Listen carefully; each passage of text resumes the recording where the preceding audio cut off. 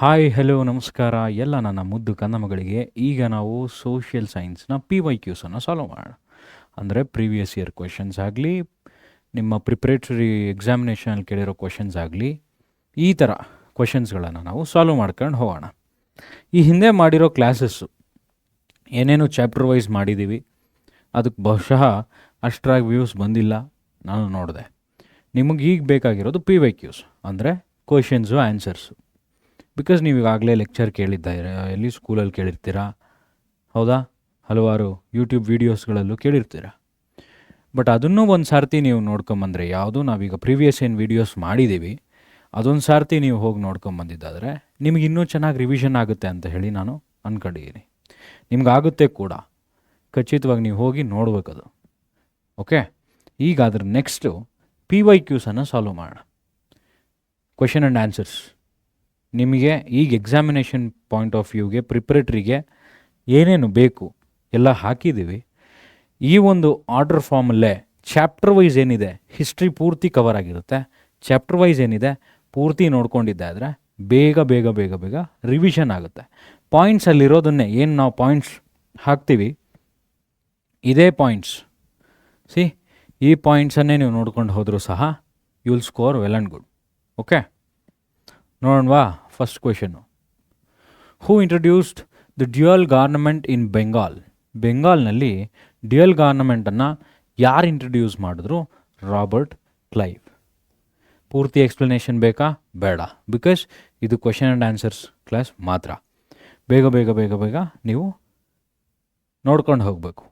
Dual ಗವರ್ನಮೆಂಟನ್ನು ಇನ್ನೊಂದು ಏನು ಕರೀತಾರೆ? ಬೈ ಕ್ಯಾಮರಿಯಲ್ ಅಂತ ಹೇಳಿ ಕರೀತಾರೆ. ಡ್ಯುಯಲ್ ಗವರ್ನಮೆಂಟ್ ಅಂದರೆ ಏನು? ಈಗಿರ್ತಕ್ಕಂಥ ಸರ್ಕಾರ ನಮ್ಮದೇನಿದೆ, ನಮ್ಮ ಲೋಕಸಭಾ ಹಾಗೂ ರಾಜ್ಯಸಭಾ ಏನಿದೆಯಲ್ಲ, ಈ ಲೋಕಸಭಾ ಮತ್ತು ರಾಜ್ಯಸಭೆಯನ್ನೇ ನಾವು ಡ್ಯುಯಲ್ ಗವರ್ನಮೆಂಟ್ ಅಂತ ಹೇಳಿ ಕರಿತೀವಿ. ಅರ್ಥ ಆಯ್ತಾ? ಅದನ್ನು ಆಗಲೇ ರಾಬರ್ಟ್ ಕ್ಲೈವ್ ತಂದಿದ್ದ. ನೆಕ್ಸ್ಟು, ಹೂ ಕ್ಯಾಪ್ಚರ್ಡ್ ಕಾನ್ಸ್ಟಾಂಟಿನೋಪಲ್ ಇನ್ 1453? ಈ ಡೇಟನ್ನು ನೀವು ನೆನ್ಪಿಟ್ಕೊಳ್ತೀರಾ ಇಲ್ವಾ ಅನ್ನೋ ಒಂದು ಪ್ರಶ್ನೆಗೆ ಬಂದರೆ ದಯವಿಟ್ಟು ನೆನ್ಪಿಟ್ಕೊಳ್ಳಿ.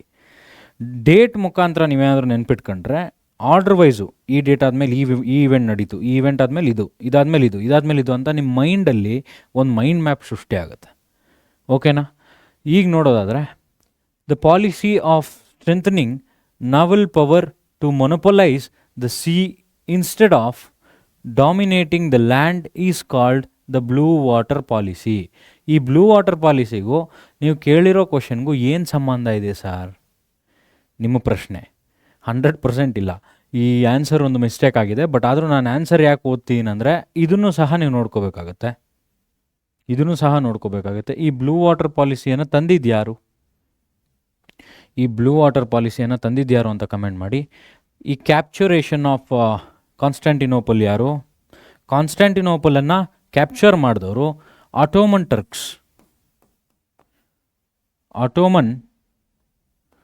ಟರ್ಕ್ಸ್.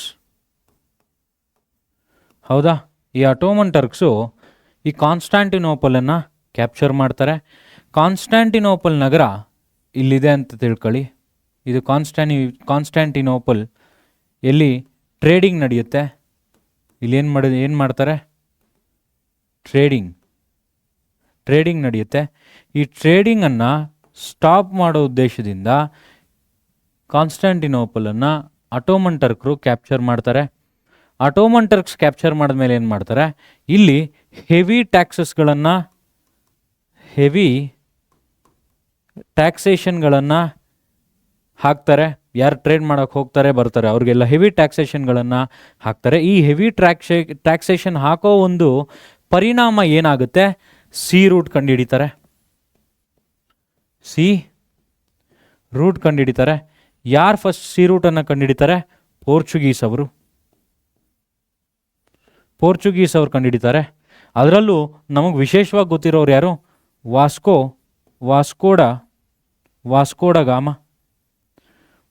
ಗಾಮ ಕಂಡುಹಿಡಿತಾನೆ. ಈ ವಾಸ್ಕೋಡ ಗಾಮ ನೇರವಾಗಿ ಎಲ್ಲಿ ಬರ್ತಾನೆ? ಭಾರತದ ಕೇರಳ ಕಲ್ಲುಕೋಟೆ ಕಪ್ಪಾಡ್ ಅಂತಕ್ಕಂಥ ಒಂದು ಜಿಲ್ಲೆಗೆ ಬರ್ತಾನೆ. ಕಪ್ಪಾಡ್ ಅನ್ನೋ ಒಂದು ಊರಿಗೆ ಬರ್ತಾನೆ. ಕೇರಳ ಕಲ್ಲುಕೋಟೆ ಕಪ್ಪಾಡು.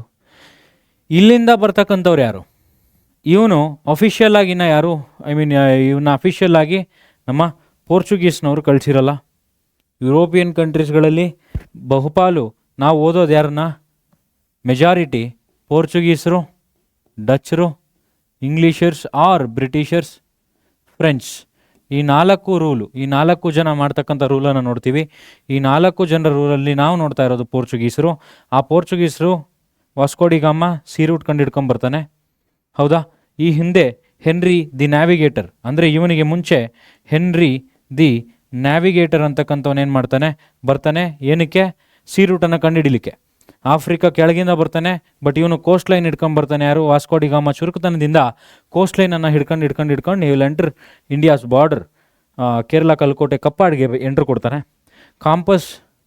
ಕ್ಯಾಂಪಸ್ ಅಥವಾ ಕಾಂಪಸ್ ಏನು ದಿಕ್ಸೂಚಿ ಅಂತ ಕರಿತೀವಿ, ಕಾಂಪಸನ್ನು ಬೋಟ್ಗಳನ್ನೆಲ್ಲ ಇವರು ಕಂಡು ಹಿಡ್ಕೊಂಬರ್ತಾರೆ, ಹೌದಾ? ಇವರೇನು ಮಾಡ್ತಾರೆ? ಕಂಡು ಹಿಡ್ಕೊಂಡು ಬರ್ತಾರೆ. ಈ ಬ್ಲೂ ವಾಟರ್ ಪಾಲಿಸಿ ಅಥವಾ ನೀಲಿ ನೀರಿನ ನೀತಿ, ಇವರು ಈ ಒಂದು ನೀಲಿ ನೀರಿನ ನೀತಿಯನ್ನು ಯಾರು ಕಂಡುಹಿಡಿದ್ರು? Francisco de Almeida. ಸೊ ಈ ಕೇರಳ ಕಲ್ಲುಕೋಟೆ ಕಪ್ಪಾಡಿಗೆ ಬಂದಮೇಲೆ ಇವನ್ಗೆ ಅಷ್ಟು ಪವರ್ ಬ್ರಿಟಿಷ್ ಯಾರು? ಪೋರ್ಚುಗೀಸರು ಕೊಟ್ಟಿರಲ್ಲ. ಸೊ ಪೋರ್ಚುಗೀಸರು ಪವರ್ ಕೊಟ್ಟಿಲ್ಲದೆ ಇರೋ ಕಾರಣ ಅಫಿಷಿಯಲ್ ಆಗಿ ವೈಸ್ರಾಯನ್ನು ಕಳಿಸ್ತಾರೆ. ಆ ವೈಸ್ರಾಯೇ ಫಸ್ಟು ಫ್ರಾನ್ಸಿಸ್ಕೋ ಡಿ ಅಲ್ಮೇಡಾ. ಅದರ ನಂತರ ಫ್ರಾನ್ಸಿಸ್ಕೋ ಡಿ ಆಲ್ಬುಕರ್ಕ್ ಅಂತ ಇಬ್ಬರು ಬರ್ತಾರೆ. ಅದರಲ್ಲಿ ಈ ಫ್ರಾನ್ಸಿಸ್ಕೋ ಡಿ ಅಲ್ಮೇಡಾ ಏನಿದೆಯಲ್ಲ, ಇವನು ಈ ಬ್ಲೂ ವಾಟರ್ ಪಾಲಿಸಿಯನ್ನು ಕಂಡುಹಿಡಿತಾನೆ. ಬ್ಲೂ ವಾಟರ್ ಪಾಲಿಸಿಯನ್ನು ಕಂಡುಹಿಡಿತಕ್ಕಂಥ ಅಣ್ಣ ಯಾರು ಅಂದರೆ ಈ ಅಲ್ಬೇಡಾ ಅಥವಾ ಅಲ್ಮೇಡಾ. ಅರ್ಥ ಆಯ್ತಾ? ಇಷ್ಟು ಈ ಕ್ವಶನ್ನ ಬ್ಯಾಕ್ಗ್ರೌಂಡು. ನೆಕ್ಸ್ಟ್ ನೋಡೋಣವಾ?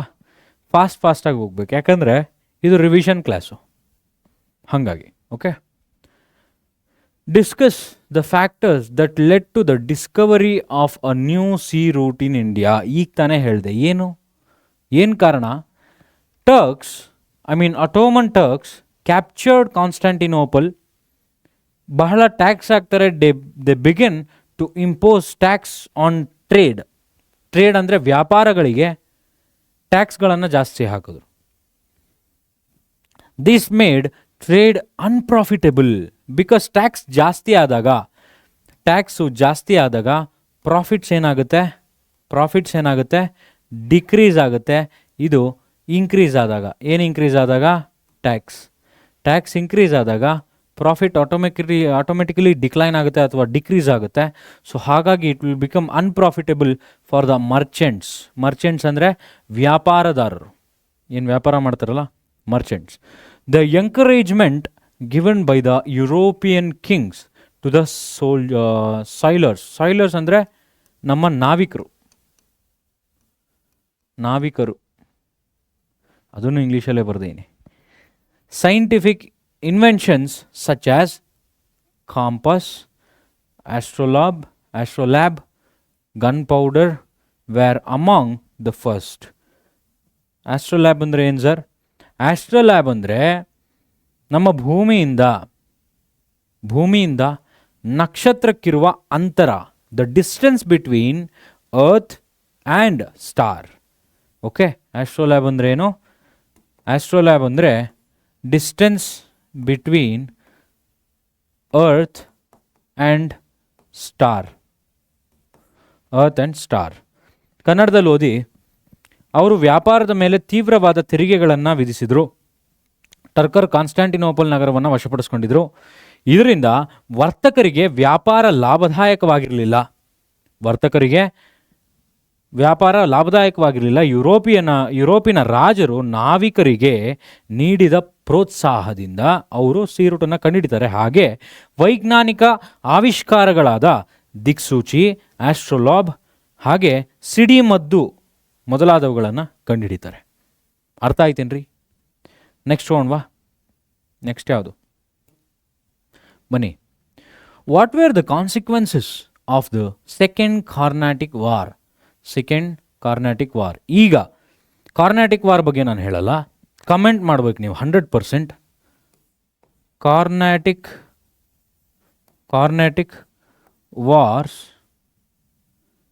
ವಾರ್ಸು ಎಷ್ಟಾಯಿತು? Question number 1. ಸೆಕೆಂಡ್, ಟ್ರೀಟಿ ಯಾವ್ಯಾವ ಟ್ರೀಟಿಯಿಂದ ಎಂಡ್ ಆಯಿತು, ಹಾಗೆ ರೀಸನ್ ಏನು, ಹಾಗೆ ಯಾರ್ಯಾರ ನಡುವೆ ಆಯಿತು, ಬಿಟ್ವೀನ್ ಯಾರ್ಯಾರ ನಡುವೆ ಆಯಿತು. ಇವಿಷ್ಟು ನಾನು ನಿಮಗೆ ಕೇಳ್ತಿರೋ ಕ್ವೆಶನ್ಸ್. ಇವಿಷ್ಟಕ್ಕೂ ನೀವು ಆನ್ಸರ್ ಹೇಳಬೇಕು. Okay. Ended with the treaty of Pondicherry. ಯಾವುದು? Second Carnatic war. ಸೊ ನಮಗೇನು ಗೊತ್ತಾಯಿತು? ಸೆಕೆಂಡ್ ಕರ್ನಾಟಿಕ್ ವಾರ್ ಪಾಂಡಿಚೇರಿ ಟ್ರೀಟಿಯಿಂದ ಆಯಿತು. The French called Dupleix, recalled Duplex, it gave the French a political setback. Okay? It gave the British prestige. ಈ 3 ಪಾಯಿಂಟ್ಸನ್ನು ಓದ್ಕೊಳ್ಳಿ. ಇದಕ್ಕಿಂತ ಜಾಸ್ತಿ marks ಕೇಳಿದಾಗ ಇನ್ನೊಂದು 2 ಪಾಯಿಂಟ್ ಜಾಸ್ತಿ ಓದ್ಕೊಳ್ಳಿ. ಪಾಂಡಿಚೇರಿ ಒಪ್ಪಂದದಿಂದ ಮುಕ್ತಾಯಗೊಳ್ತದೆ. ಹಾಗೆ ಫ್ರೆಂಚರು ಡ್ಯೂಪ್ಲೆಯನ್ನು ಹಿಂದಕ್ಕೆ ಕರೆಸ್ತಾರೆ. ಬಿಕಾಸ್ ಡ್ಯೂಪ್ಲೆ ನೀನಿದ್ರೇನೆ ಆಗೋದು ಅಂತ. ಬ್ರಿಟಿಷರು ಮತ್ತು ಫ್ರೆಂಚರ ನಡುವೆ ಆಗೋದು. ಫಸ್ಟ್ ಕರ್ನಾಟಿಕ್ ವಾರು ಡ್ಯೂಪ್ಲೆ ಬಾರ್ನೆಟ್ ಇರ್ತಾನೆ. ಬಾರ್ನೆಟ್ ಬ್ರಿಟಿಷರ ಕಡೆ ಇರ್ತಾನೆ, ಫ್ರೆಂಚರ ಕಡೆ ಡ್ಯೂಪ್ಲೆ ಇರ್ತಾನೆ. ಎರಡನೇ ಕರ್ನಾಟಿಕ್ ವಾರಲ್ಲೂ ಸಹ ಡ್ಯೂಪ್ಲೆ ಇರ್ತಾನೆ, ಬಾರ್ನೆಟ್ ಇರ್ತಾನೆ. ಬಾರ್ನೆಟ್ ಬ್ರಿಟಿಷರ ಕಡೆ ಇರ್ತಾನೆ, ಡ್ಯೂಪ್ಲೆ ಇಲ್ಲಿರ್ತಾನೆ. ಮೂರನೇ ಇದರಲ್ಲಿ ಮಾತ್ರ ಏನಾಗುತ್ತೆ? ಯಾರು ಬರ್ತಾರೆ? ಕಮೆಂಟ್ ಮಾಡಿ. ಫ್ರೆಂಚರಿಗೆ ರಾಜಕೀಯ ಹಿನ್ನಡೆಯನ್ನು ತಂದು ಕೊಡ್ತಾರೆ. ತಂದು ಕೊಡ್ತು, ಅವ್ರು ಸೋತರು ಅಂತ. ಬ್ರಿಟಿಷರಿಗೆ ಪ್ರತಿಷ್ಠೆಯನ್ನು ತಂದು ಕೊಡ್ತದೆ ಬ್ರಿಟಿಷರಿಗೆ. ಓಕೆನಾ? ಎಕ್ಸ್ ಲಾ ಚಾಪೆಲ್ ಒಪ್ಪಂದ ಆಗುತ್ತೆ. Treaty of Aix la Chapelle ಒಪ್ಪಂದ. Aix la Chapelle, Aix la Chapelle. ಈ ಒಂದು ಟ್ರೀಟಿ ಯಾವ ಕರ್ನಾಟಿಕ್ ವಾರಲ್ಲಾಗುತ್ತೆ? ಕಮೆಂಟ್ ಮಾಡಿ. ಓಕೆ, ನೆಕ್ಸ್ಟ್ ನೋಡೋಣ. What were the results of the third Carnatic war? ಬಂತು ನೋಡಿ, ಐರ್ ಕೂಟ್. ಅರ್ಥ ಆಯ್ತಾ? ಯಾರಿದ್ರು ಅಂತ ಕೇಳಿದ್ದೆ ನಾನು, ಅದಿಲ್ಲೇ ಬಂತು. Eyre Coote defeated the French and captured Bussy. The French lost their footing in India.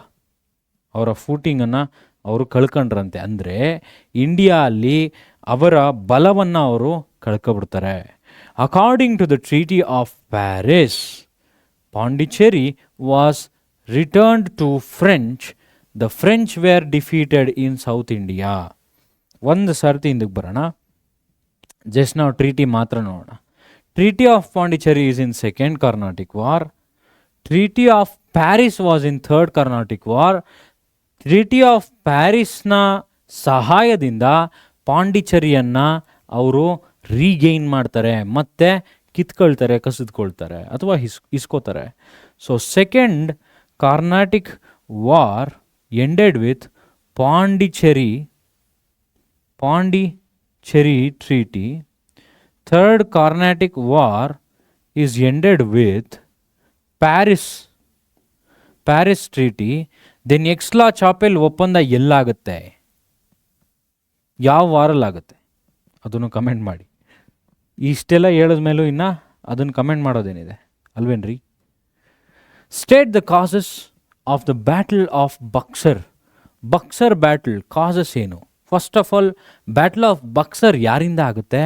Mir Qasim made all trade in Bengal duty free ಮಾಡಾಕಿದ್ನಂತೆ. ಅಂದರೆ ಟ್ಯಾಕ್ಸ್ಲೆಸ್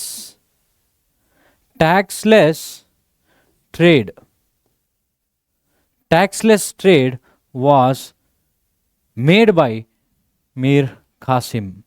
As a result, British trade suffered a blow.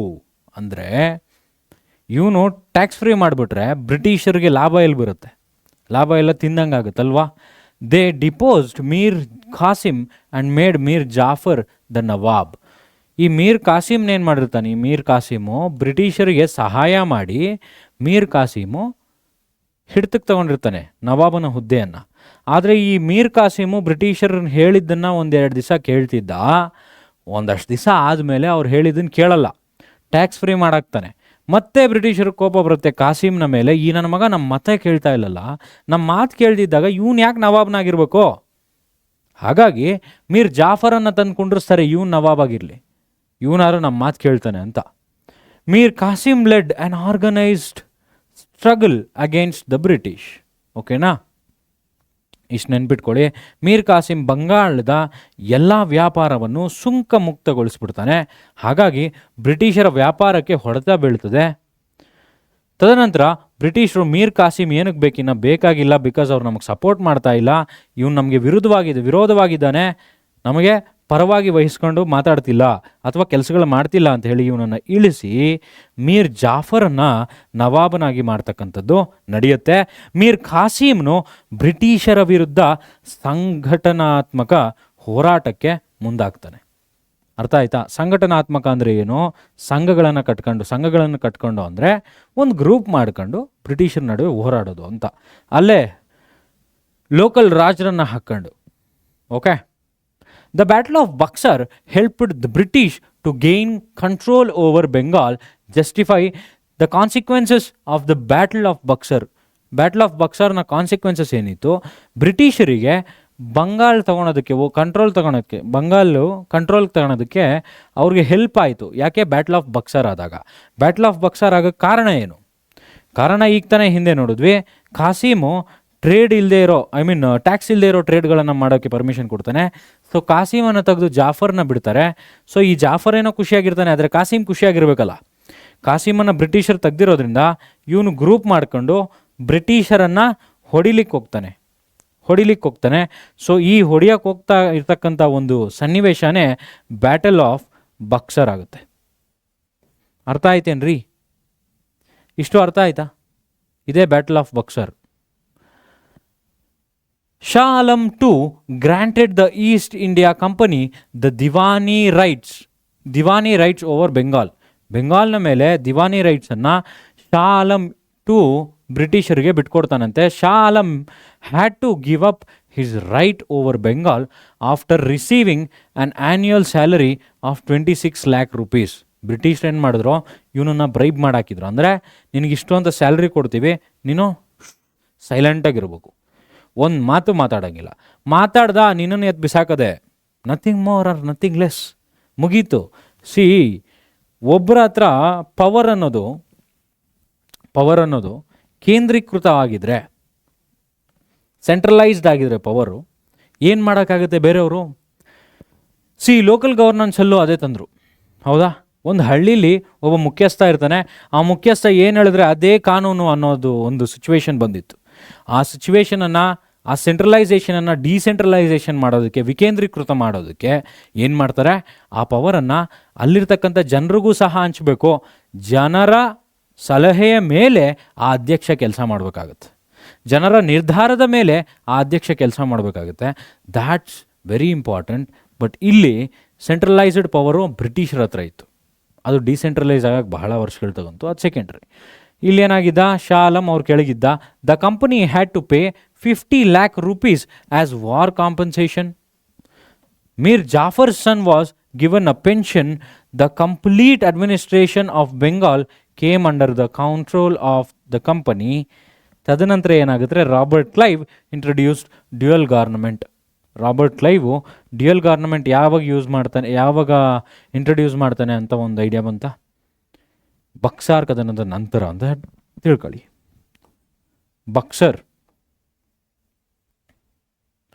Buxar war ಆದಮೇಲೆ ಈ ಡ್ಯುಯಲ್ ಗವರ್ನಮೆಂಟ್ ಅಂತಕ್ಕಂಥ ಒಂದು ಪದ್ಧತಿ ಬರ್ತದೆ. ಓಕೆನಾ? Next ಕನ್ನಡದಲ್ಲಿ ಒಂದು ಸರ್ತಿ ನೋಡ್ಕೊಳ್ಳಿ, ಸ್ಕ್ರೀನ್ಶಾಟ್ ತೊಗೊಂಡ್ರ. What were the causes and the consequences of the battle of Plassey. ಒಂದು ಬ್ಯಾಟಲ್ ಆಫ್ ಬಕ್ಸಾರ್ ನೋಡಿದ್ವಿ, ಈಗ ಪ್ಲಾಸಿ. ಬ್ಯಾಟಲ್ ಆಫ್ ಪ್ಲಾಸಿ ನೋಡೋಣ. ಪ್ಲಾಸಿ ಏನು? ಒಂದು ಕಾಸಸ್ಸು, ಇನ್ನೊಂದು ಕಾನ್ಸಿಕ್ವೆನ್ಸಸ್ಸು. ಎರಡೇ ಕ್ವೆಶನಲ್ಲಿ ಕೇಳಿರೋದು. ಕಾಸಸ್ ಏನಾಗುತ್ತೆ? Misuse of tax money by British employees, repairing the fort without permission. ಇದು ತುಂಬ ಇಂಪಾರ್ಟೆಂಟು. ಇದೇ ಕಾಸು. ಟ್ಯಾಕ್ಸ್ ಮನಿಯನ್ನು ಬ್ರಿಟಿಷರು ಮಿಸ್ಯೂಸ್ ಮಾಡ್ಕೊಳ್ಳೋದು ಒಂದಾದರೆ, ಆಗಿರ್ತಕ್ಕಂಥ ರಾಜರಿಗೆ ಇನ್ಫಾರ್ಮೇ ಮಾಡದೆ ಅವ್ರ ಕೋಟೆಗಳನ್ನು ಅವರು ರಿಪೇರ್ ಮಾಡ್ತಿದ್ರು, ಕನ್ಸ್ಟ್ರಕ್ಷನ್ ಮಾಡ್ತಿದ್ರು. ದ ಬ್ಲ್ಯಾಕ್ ರೂಮ್ ಟ್ರ್ಯಾಜಿಡಿ, ಇದು ತುಂಬ ಇಂಪಾರ್ಟೆಂಟ್. ಒಂದು ಕಪ್ಪು ಕೋಣೆ ದುರಂತ ಅಂತ ಹೇಳಿ ಕರೀತಾರೆ. ಒಂದು ಬ್ಲ್ಯಾಕ್ ರೂಮಲ್ಲಿ ಅಷ್ಟು ಜನ ಸೋಲ್ಜರ್ಸನ್ನು ಹಾಕಿ ತುಂಬಿಸಿ ಸಾಯಿಸಾಕ್ಬಿಟ್ಟಿದ್ರು ನಮ್ಮವ್ರು. ಅರ್ಥ ಆಯ್ತಾ? ಕಾನ್ಸಿಕ್ವೆನ್ಸಸ್ ಏನು? Mir Jafar became the nawab of Bengal. The company received unrestricted rights to trade in the Bengal provinces. Bengal ಮೇಲೆ ಈಗಾಗಲೇ ಅವರು ಹಿಡಿತಕ್ಕೆ ತಗೊಂಬಿಟ್ಟಿದ್ದಾರೆ, ಇನ್ನೂ ತಗೊಳಕ್ಕೆ ಏನಿದೆ ಅಲ್ವಾ? Next, Mir Jafar paid the company rupees 17 crores 17 lakhs. ಆಗ 17 ಕೋಟಿ 70 ಲಕ್ಷ ಆಗಲ್ಗೇನೆ. ಹಾಂ, ಇನ್ನು ಲೆಕ್ಕ ಹಾಕ್ಕೊಳ್ಳಿ. ನಾನು ನಿಮಗೆ ಪಾಠ ಮಾಡಬೇಕಾದ್ರೆ ಹೇಳಿದೆ, ಇದು ಒಂದು ಕಮೆಂಟ್ ಮಾಡಿ. ನವಕೋಟಿ ನಾರಾಯಣ, ನವಕೋಟಿ ನಾರಾಯಣ, ನವಕೋಟಿ ನಾರಾಯಣ ಅಂತ ನಮ್ಮ ಯಾವ ಒಡೆಯರನ್ನು ಕರೀತೇವೆ?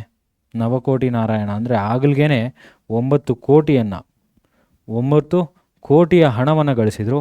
ಹಾಗೆ 18 ಕಚೇರಿಯನ್ನು ಕೂಡ ಕಟ್ಟಿದ್ದಾರೆ. ಹಾಗೆ 18 ಕಚೇರಿ. ಈ 18 ಕಚೇರಿಯನ್ನು ಯಾರು ಕಟ್ಟಿದ್ರು? ಈ 18 ಕಚೇರಿ ಈಗ ಅಟ್ ಪ್ರೆಸೆಂಟ್ ಏನಾಗಿದೆ, ಎಲ್ಲಿದೆ, ಇದರ ಒಂದು ಇನ್ಫಾರ್ಮೇಷನ್ನು ಕೂಡ ತಿಳ್ಕೊಂಡು ನನಗೆ ಕಮೆಂಟ್ ಮಾಡಿ, ನನಗೂ ಹೇಳ್ಕೊಡಿ. ಓಕೆ. ನೆಕ್ಸ್ಟು, ಪ್ಲಾಸಿಕದನಕ್ಕೆ ಕಾರಣಗಳು ಹಾಗೂ ಪರಿಣಾಮಗಳನ್ನು ಸ್ಕ್ರೀನ್ಶಾಟ್ ತೊಗೊಂಡು ಓದ್ಕೊಳ್ಳಿ. ಓಕೆನಾ? Why did Wellesley resign to his post and returned to Britain? Wellesley ಯಾಕೆ ರಿಸೈನ್ ಮಾಡ್ದ ಅವನ ಪೋಸ್ಟ್ಗೆ ಅಂದರೆ, Wellesley's battle thirstiness led to criticism of the company's ಡೆಪ್ಟ್. Burden led to his resignation. ಆ ಬರ್ಡನ್ ಏನು ಬಿದ್ದಿತ್ತು, ಇವನು ಮಾಡಿರ್ತಕ್ಕಂಥ ಬ್ಯಾಟಲಿಂದ ಕಂಪನಿಗೆ ಕೆಟ್ಟ ಹೆಸರು ಬಂತು ಅಂತ ಹೇಳಿ ಇವನು ಬ್ರಿಟನ್ಗೆ ಹಿಂತಿರುಗ್ತಾನೆ, ಅಷ್ಟೇ, ಇನ್ನೇನಿಲ್ಲ. Next, who became the Peshwa after the first Anglo Maratha war? Anglo Maratha war ಆಗುತ್ತೆ. ಆಂಗ್ಲೋ ಮರಾಠಾ ವಾರಲ್ಲಿ ಆದ ನಂತರ ಪೇಶ್ವಾ ಆಗೋದು ಯಾರು ಅಂದರೆ Madhavrao. Madhavrao became the Peshwa after first Anglo Mysore Maratha war. ಹೌದಾ? Next, what were the conditions of subsidiary alliances? What is subsidiary alliances ಅಂದರೆ, ಬ್ರಿಟಿಷರು ನಮ್ಮ ಲೋಕಲ್ ರಾಜರನ್ನು ನೋಡಿ, ರಾಜ ನೀನು ಉಣ್ತೀಯೋ ಬಿಡ್ತೀಯೋ, ಅಂದರೆ ನೀನು ಊಟ ಮಾಡ್ತೀಯೋ ಅಥವಾ ಹಾಗೆ ಇರ್ತೀಯೋ ನನಗೆ ಬೇಕಾಗಿಲ್ಲ. ಮಾಡಬೇಕಾಗಿರೋದಿಷ್ಟೇ, ನನ್ನ ಸೋಲ್ಜರ್ಸನ್ನು, ನಿನ್ನ ಸೋಲ್ಜರ್ಸ್ನ ಒಂದು ಟ್ರೂಪ್ ಏನಿದೆಯಲ್ಲ ಆ ಟ್ರೂಪಲ್ಲಿ ಇರಿಸ್ಕೊಂಡು ಅವ್ರಿಗೆ ಊಟ ತಿಂಡಿ, ಊಟ ನೀರು ಉಪಚಾರಗಳನ್ನೆಲ್ಲ ಮಾಡಿ ಮಲಗಲಿಕ್ಕೆ ಸೌಲಭ್ಯ ಮಾಡಿಕೊಟ್ಟು ನೀನು ಆ ಸಂಪೂರ್ಣವಾದ ಖರ್ಚನ್ನು ನೀನು ಭರಿಸ್ಬೇಕು. ಇಷ್ಟೇ, ಇನ್ನೇನು ಮಾಡೋ ಹಾಗಿಲ್ಲ. ಈ ಸಬ್ಸಿಡರಿ ಅಲಯನ್ಸು ಮತ್ತು doctrine of labs, subsidiary Alliance ಮತ್ತು ಡಾಕ್ಟ್ರೈನ್ ಆಫ್ ಲ್ಯಾಬ್ಸ್ ಇವೆರಡು ಏನಿದೆಯಲ್ಲ, ಇವೆರಡು ಕಾಂಟೆಂಪ್ರರಿ. ಇವೆರಡು ಏನು? ಕಾಂಟೆಂಪರರಿ ಅಂದರೆ ಸಮಕಾಲೀನ ಅಂತ ಹೇಳಿ ನೆನ್ಪಿಟ್ಕೋಬೇಕು. ಇಯರ್ಸ್ ಬೇರೆ ಇರ್ಬೋದು, ಆದರೆ ಇವೆರಡು ಇಂಪಾರ್ಟೆಂಟು. ಇದರ ಒಂದು ಪರಿಣಾಮವೇ ದಿಸ್ ಲೆಡ್, ಇದೇನಿದು political cause. These are the political cause, these are the political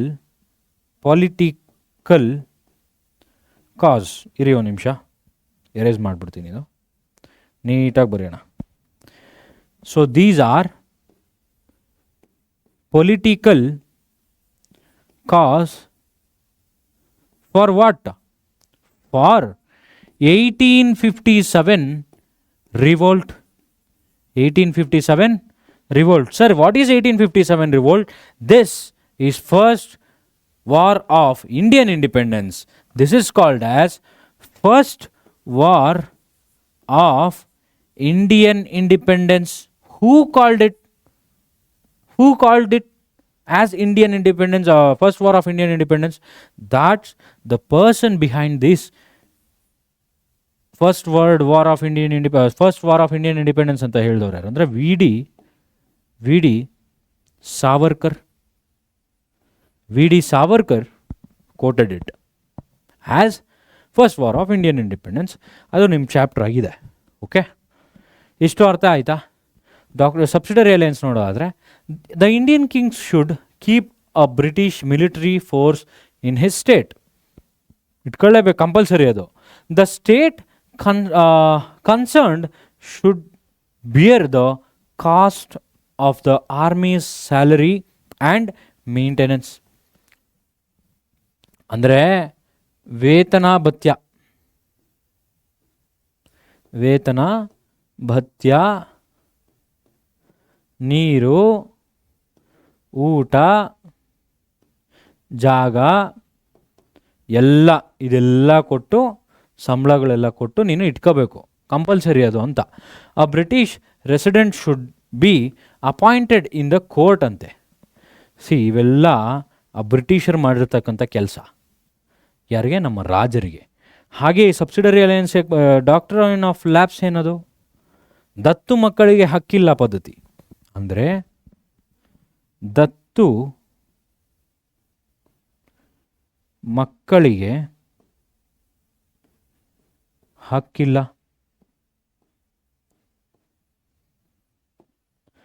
ದತ್ತು ಮಕ್ಕಳಿಗೆ ಹಕ್ಕಿಲ್ಲ.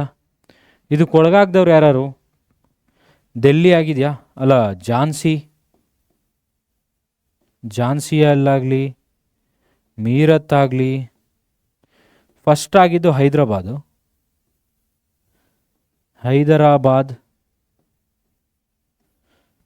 ಇವೆಲ್ಲ ಆ ಒಂದು ಡಾಕ್ಟ್ರಿನ್ ಆಫ್ ಲ್ಯಾಬ್ಸ್ ಒಳಗೆ, ಆ ಡಾಕ್ಟ್ರಿನ್ ಆಫ್ ಲ್ಯಾಬ್ಸ್ ಲಾ ಏನು ಬಂದಿತ್ತಲ್ಲ ಬ್ರಿಟಿಷರಿಂದ, ಅದಕ್ಕೆ ಒಳಪಟ್ಟಿರ್ತಕ್ಕಂಥದ್ದು ಈ ಸ್ಟೇಟ್ಸ್ಗಳು.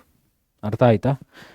ಈ ಸ್ಟೇಟ್ಸ್ಗಳು ಬಹಳಷ್ಟು ನೋವನ್ನು ತಿಂದಿದೆ ಅಂದರೆ ಅರಗಿಸ್ಕೊಂಡ್ಬಿಟ್ಟಿದೆ, ಅದು ಆಲ್ರೆಡಿ ಆಗೋಗಿದೆ. ಅದು ಕನ್ನಡದಲ್ಲಿ ಒಂದು ಸಾರ್ತಿ ನೋಡ್ಕೊಳ್ಳಿ, ಕನ್ನಡದಲ್ಲಿ ಒಂದು ಸಾರ್ತಿ ನೋಡಿ, ಹಾಗೆ ಸ್ಕ್ರೀನ್ಶಾಟ್ ತೊಗೊಳ್ಳಿ. Okay, what is the policy of assertion policy? ಅಂದರೆ ಪಾಲಿಸಿ ಆಫ್ ಅಸರ್ಷನ್ ಅಂದರೆ ಏನು? Allowing Indians to participate in the process law making. ಏನು ಕಾನೂನು ಮಾಡ್ತಾರಲ್ಲ, ಕಾನೂನು ಲಾ ಮೇಕಿಂಗ್, ಕಾನೂನಿನ ನಿರ್ಮಾಣದಲ್ಲಿ ಇವರು ಪಾಲ್ಗೊಳ್ಳೋದಕ್ಕೆ, ಅಂದರೆ ಇಂಡಿಯನ್ಸು ಕೂಡ ಪಾಲ್ಗೊಳ್ಳೋದಕ್ಕೆ ಪಾಲಿಸಿ ಆಫ್ ಅಸರ್ಷನ್ ಅಂತ ಹೇಳಿ ತರ್ತಾರೆ. ಅಷ್ಟೇ, ಇನ್ನೇನಿಲ್ಲ. ಏನಿದೆ ಇಲ್ಲಿ? ಭಾರತೀಯರು ಬ್ರಿಟಿಷರ ಬಗೆಗೆ ತಿಳಿದಿರುವ ಅಭಿಪ್ರಾಯಗಳನ್ನು ತಿಳಿಯಲು ಭಾರತೀಯರಿಗೆ ನೀಡಿದ ಪ್ರಾತಿನಿಧ್ಯ. ಓಕೆನಾ? ಒಂದು ಸರ್ತಿ ಸ್ಕ್ರೀನ್ಶಾಟ್ ತೊಗೊಂಡು ನೆಕ್ಸ್ಟ್ ಹೋಗೋಣ. ಓಕೆ, ನೆಕ್ಸ್ಟ್ ಏನು? What was the major objective of charter act? Charter ಆ್ಯಕ್ಟ್ನ ಮೇಜರ್ ಆಬ್ಜೆಕ್ಟಿವ್ ಏನಾಗಿತ್ತು? To extend the licence of the East India company. Simple. Charter act ಏನಕ್ಕೆ ಅಂದರೆ ಲೈಸೆನ್ಸನ್ನು ಎಕ್ಸ್ಟೆಂಡ್ ಮಾಡಲಿಕ್ಕೆ. For example, East India company. ಬ್ರಿಟಿಷರು ಅಂದರೆ ಬ್ರಿಟಿಷರ್ ಡೈರೆಕ್ಟಾಗಿ ರೂಲ್ ಮಾಡಲಿಲ್ಲ. ಬ್ರಿಟಿಷರ್ ಒಂದು ಕಂಪನಿಯನ್ನು ಕಳಿಸಿದ್ರು. ಬ್ರಿಟಿಷ್ ಕ್ರೌನ್ ಏನಿದ್ರಲ್ಲ, ಕ್ರೌನ್ ಕ್ವೀನ್ ಎಲಿಜಬೆತ್ ಇದ್ಲಲ್ಲ, ಅವರು ಈಸ್ಟ್ ಇಂಡಿಯಾ ಕಂಪನಿಯ ಮುಖಾಂತರ ರೂಲ್ ಆಗಿತ್ತೆ ಹೊರತು ಡೈರೆಕ್ಟ್ ಬ್ರಿಟಿಷ್ ಇರಲಿಲ್ಲ. ಡೈರೆಕ್ಟ್ ಕ್ರೌನ್ ರೂಲ್ ಬಂದಿದ್ದು ಅಥವಾ ಬ್ರಿಟಿಷ್ ರೂಲ್ ಬಂದಿದ್ದು ಯಾವಾಗ? 1857 ರಿವೋಲ್ಟ್ ಆದಮೇಲೆ 1858ಗೆ ಡೈರೆಕ್ಟ್ ಕ್ರೌನ್ ರೂಲ್ ಬರುತ್ತೆ. ಈಸ್ಟ್ ಇಂಡಿಯಾ ಕಂಪನಿ ಏನಿದೆಯಲ್ಲ, ಈಸ್ಟ್ ಇಂಡಿಯಾ ಕಂಪನಿಯ ಡಿಕ್ಲೈನ್ ಆಗುತ್ತೆ. ಈಸ್ಟ್ ಇಂಡಿಯಾ ಕಂಪ್ನಿಯ ಡಿಕ್ಲೈನ್ ಆಗೋದು ಯಾವಾಗ ಅಂದರೆ 1858. ಅರ್ಥ ಆಯ್ತೇನ್ರಿ? ಸೊ ಇದನ್ನು ನೀವು ಒಂದು ಸರ್ತಿ ನೋಡ್ಕೊಳ್ಳಿ. ನೆಕ್ಸ್ಟ್ ಹೋಗೋಣ. Who became the first viceroy of India?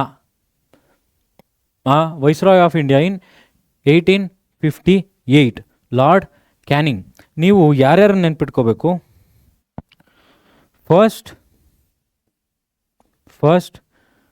Governor general, first viceroy, first governor general of India. First governor general ಯಾರು? Lord Cornwallis. First viceroy ಯಾರು? ಲಾರ್ಡ್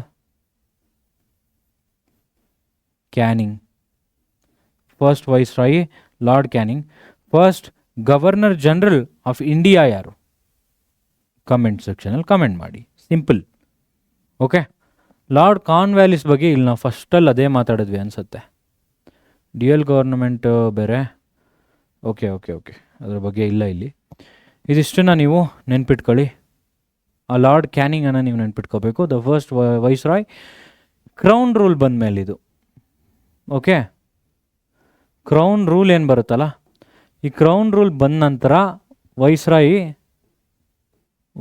ಬರ್ತಾರೆ. ವೈಸ್ರಾಯನ್ನ ಬ್ರಿಟಿಷ್ ಕ್ರೌನ್ ಯಾರು ಕ್ವೀನ್ ಎಲಿಜಬೆತ್ ಇದ್ದಾನೆ, ಆ ಕ್ವೀನ್ ಎಲಿಜಬೆತ್ ಕಳಿಸೋದು ಯಾರದು? Canning. Sir ಇದನ್ನು ಹೇಗೆ ನೆನ್ಪಿಟ್ಕೊಳೋದು ಸರ್? ಫಸ್ಟ್ ವೈಸ್ರಾಯ್ ಅಂದರೆ ಒಬ್ಬ ವಯಸ್ಸಾಗಿರ್ತಕ್ಕಂಥ ವ್ಯಕ್ತಿ ಬಿಸ್ಲರಿ ಕ್ಯಾನನ್ ಎತ್ಕೊಂಡು ಹೋಗ್ತಾ ಇದ್ದಾನೆ, ಆತನೇ ಫಸ್ಟು. ವಯಸ್ಸಾಗಿರೋರು ನಾನು ಅದೇ ಫಸ್ಟು ನೋಡಿದ್ದು, ಕ್ಯಾನ್ ಎತ್ಕೊಂಡು ಹೋಗೋದನ್ನ. ಕ್ಯಾನಿಂಗ್ ವಯಸ್ಸಾಗಿರೋರು. Okay, first governor general of ಇಂಡಿಯಾನ ನೀವು ಕಮೆಂಟ್ ಮಾಡಿ. Which were the main aspects feature of the regulating act? Regulating act ಯಾವಾಗ ಬಂತು?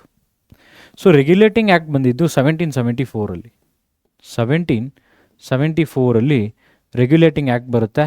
ಯಾರಿಂದ ಬರುತ್ತೆ? Robert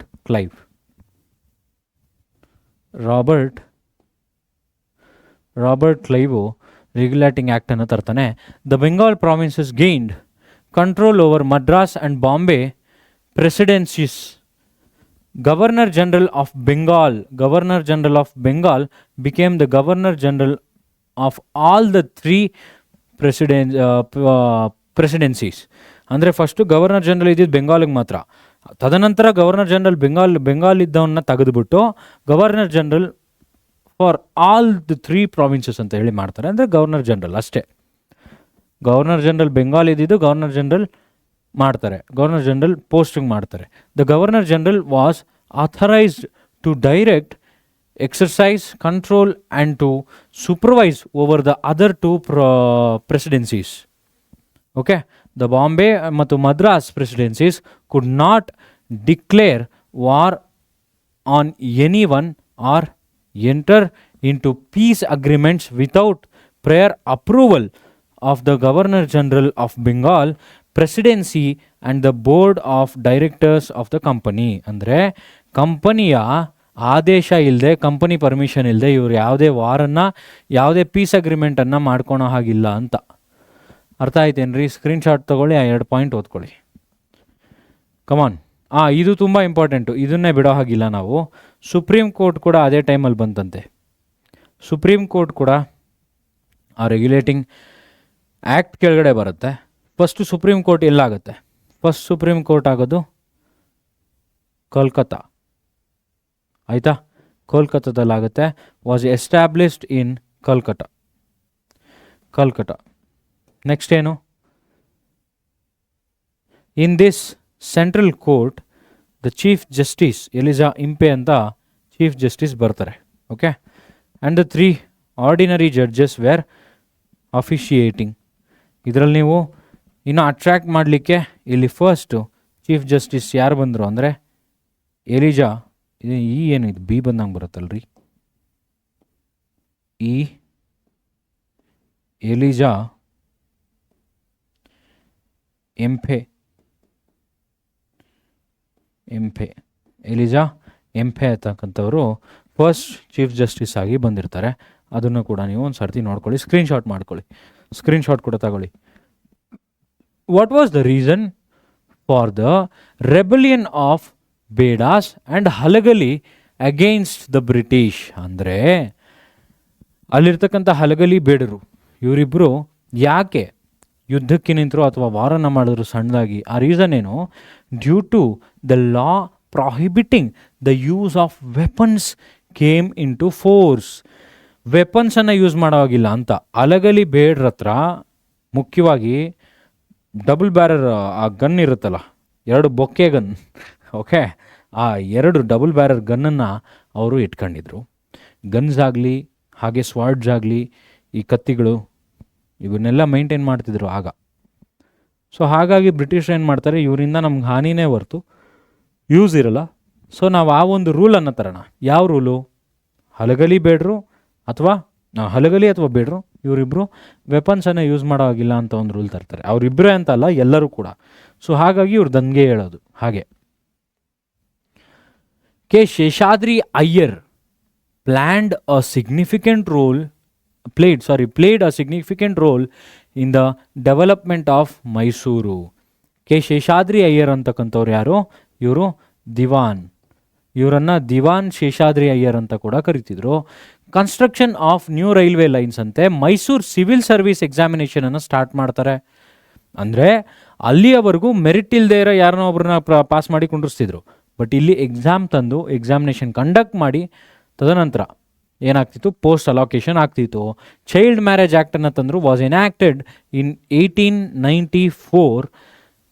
ಸಿಮ್ಶಾ hydro electric project started irrigation ಮತ್ತು priority given to the girl ಎಜುಕೇಷನ್ಗೆ, ನಾಟ್ ಫಾರ್ ದ ಗರ್ಲ್ಸ್ ಎಜುಕೇಷನ್ಗೆ ಹೆಚ್ಚು ಪ್ರಯಾರಿಟಿಯನ್ನು ಕೊಟ್ಟಿದ್ರು. ಒಂದು ಸರ್ತಿ ಸ್ಕ್ರೀನ್ಶಾಟ್ ಮಾಡ್ಕೊಳ್ಳಿ. ಹೆಚ್ಚು ಪ್ರಯಾರಿಟಿಯನ್ನು ಗರ್ಲ್ಸ್ ಎಜುಕೇಷನ್ಗೆ ಕೊಟ್ಟಿದ್ರು. ಅವರೇ ಎಲ್ಲ ನಮ್ಮ ರಾಜರು, ದಿವಾನರು ಎಷ್ಟು ಜನ ಇದ್ರೋ, ನಮ್ಮ ಮೈಸೂರಿನ ಮಹಾರಾಜರ ಹಾಗೆ ಇನ್ನು ಯಾವ ರಾಜಮನೆತನಗಳು ಬರಲ್ಲ. ಮೈಸೂರಿನ ಮಹಾರಾಜರು ನಮಗೆ ಕೊಟ್ಟಿರ್ತಕ್ಕಂಥ ಕೊಡುಗೆ ಅಪಾರವಾದದ್ದು. ಅವರಿಲ್ಲ ಅಂದಿದ್ರೆ ಕಷ್ಟ ಆಗ್ಬಿಡಿರೋದು.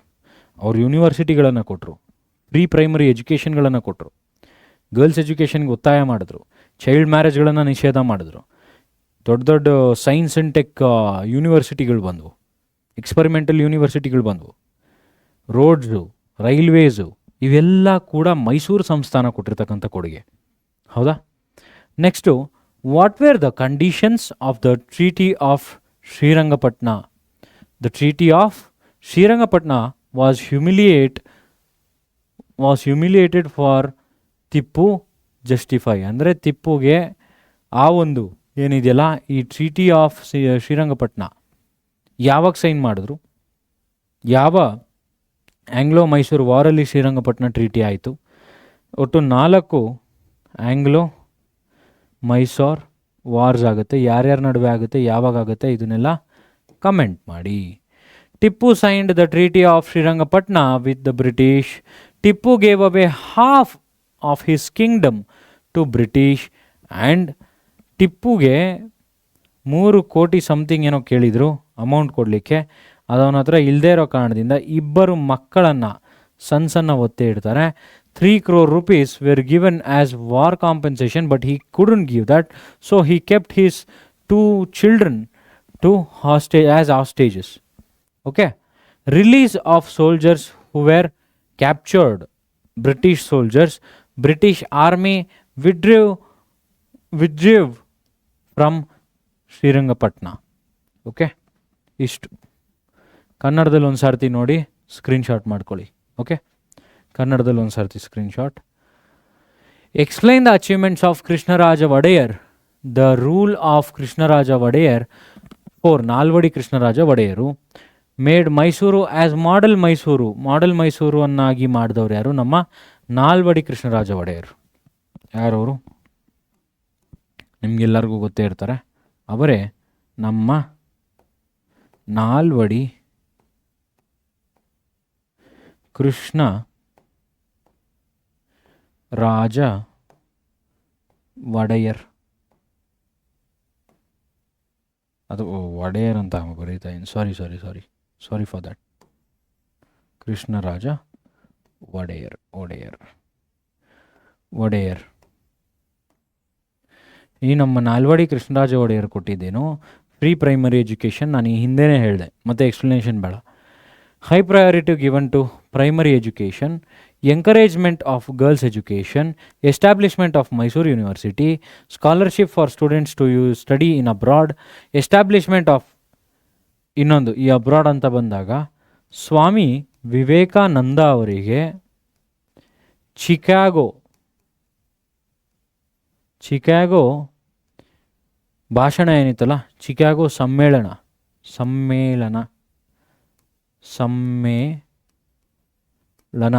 ಈ ಸಮ್ಮೇಳನಕ್ಕೆ ಹೋಗಲಿಕ್ಕೆ ಪ್ರೋತ್ಸಾಹ ಮಾಡಿರ್ತಕ್ಕಂಥ ನಮ್ಮ ಒಡೆಯರ್ ಯಾರು ಅಂತ ಹೇಳಿ ಕಮೆಂಟ್ ಮಾಡಿ. Establishment of Indian institute of science, development of irrigation, construction of new railway lines, establishment of small and large scale industries, formation of legislative assembly. This is very important. ಇಷ್ಟು ಪಾಯಿಂಟ್ಸನ್ನು ಕೂಡ ನಾನು ಹೇಳಿದ್ದೀನಿ. ಹೌದಾ? ನೀವು ಅಷ್ಟೇ ಚೆನ್ನಾಗಿ ಓದಿ ಬರೀಬೇಕು. ಮುಗಿತಾ? ನೆಕ್ಸ್ಟ್ ಬರೋಣ. ಒಂದು ಸರ್ತಿ ಕನ್ನಡದಲ್ಲಿ ಸ್ಕ್ರೀನ್ಶಾಟ್ ತೊಗೊಳ್ಳಿ. Explain the role of Sangolli Rayanna in the freedom struggle of Kittur. Sangolli Rayanna even supported for Kittur Rani Chennamma. He was the supporter for Rani Chennamma also.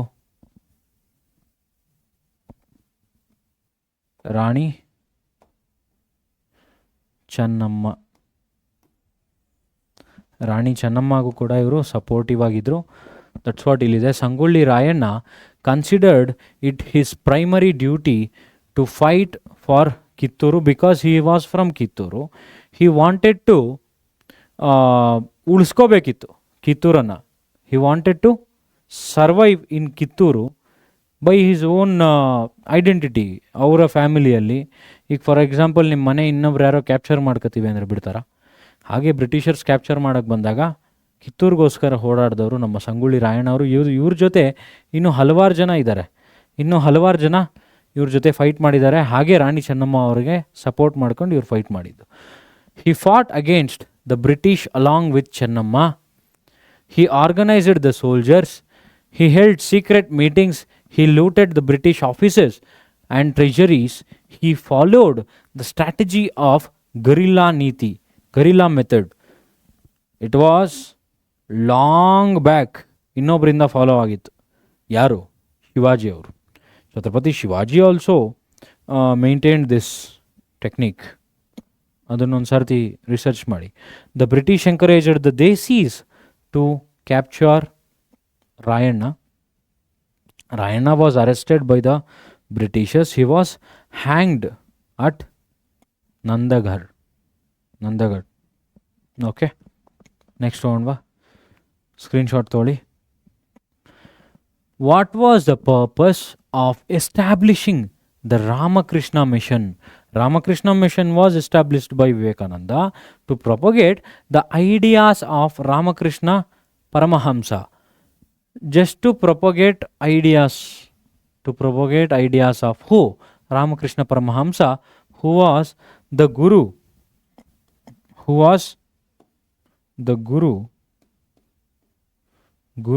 of Swami Vivekananda. And Swami Vivekananda established this Ramakrishna Mission. Ramakrishna ಅಥವಾ mission. ಓಕೆನಾ? ಇಷ್ಟು. And even ಬರುತ್ತಲ್ಲ ಮುಂದೆ, ಈಗ first Ramakrishna mission ಒಂದೇ ಇರೋದೀಗ ಸದ್ಯಕ್ಕೆ. ಇದಾದಮೇಲೆ ಸತ್ಯಶೋಧಕ ಸಮಾಜ ಬರಬೇಕು, ಹೌದಾ? ಬ್ರಹ್ಮ ಸಮಾಜ ಬರಬೇಕು. ಈ ಎಲ್ಲ ಸಮಾಜಗಳನ್ನು ಈಗ ನೋಡೋಣ. Next, who wrote the book Satyarth Prakash? Who wrote the book Satyarth Prakash? Satyarth Prakash ಸತ್ಯವನ್ನೇ ಹೇಳುತ್ತೇನೆ, ಬೇರೆ ಏನು ಹೇಳೋದಿಲ್ಲ ಅಂತ ಹೇಳೋದು ಯಾರು? ದಯಾನಂದ ಸರಸ್ವತಿ ಅವರು. ಸರಸ್ವತಿ ತಾಯಿ ಎಲ್ಲಿರ್ತಾರೋ ಅವರು ಸತ್ಯವನ್ನೇ ಹೇಳ್ತಾರೆ. ಸೊ ಅವ್ರು ಬರೆದಿರೋ ಬುಕ್ಕು ಸತ್ಯಾರ್ಥ ಪ್ರಕಾಶ. ಇವರು ಇನ್ನೊಂದನ್ನು ಒಂದು ಸಮಾಜವನ್ನು ಕಟ್ತಾರೆ. ಯಾವುದಾ ಸಮಾಜ? ಸಮಾಜವನ್ನು ಕೂಡ ನೀವು ಕಮೆಂಟ್ ಮಾಡಿ. Mention the reforms advocated by Raja Rammohan Roy. Raja Rammohan Roy ಏನು ಮಾಡ್ತಾರೆ?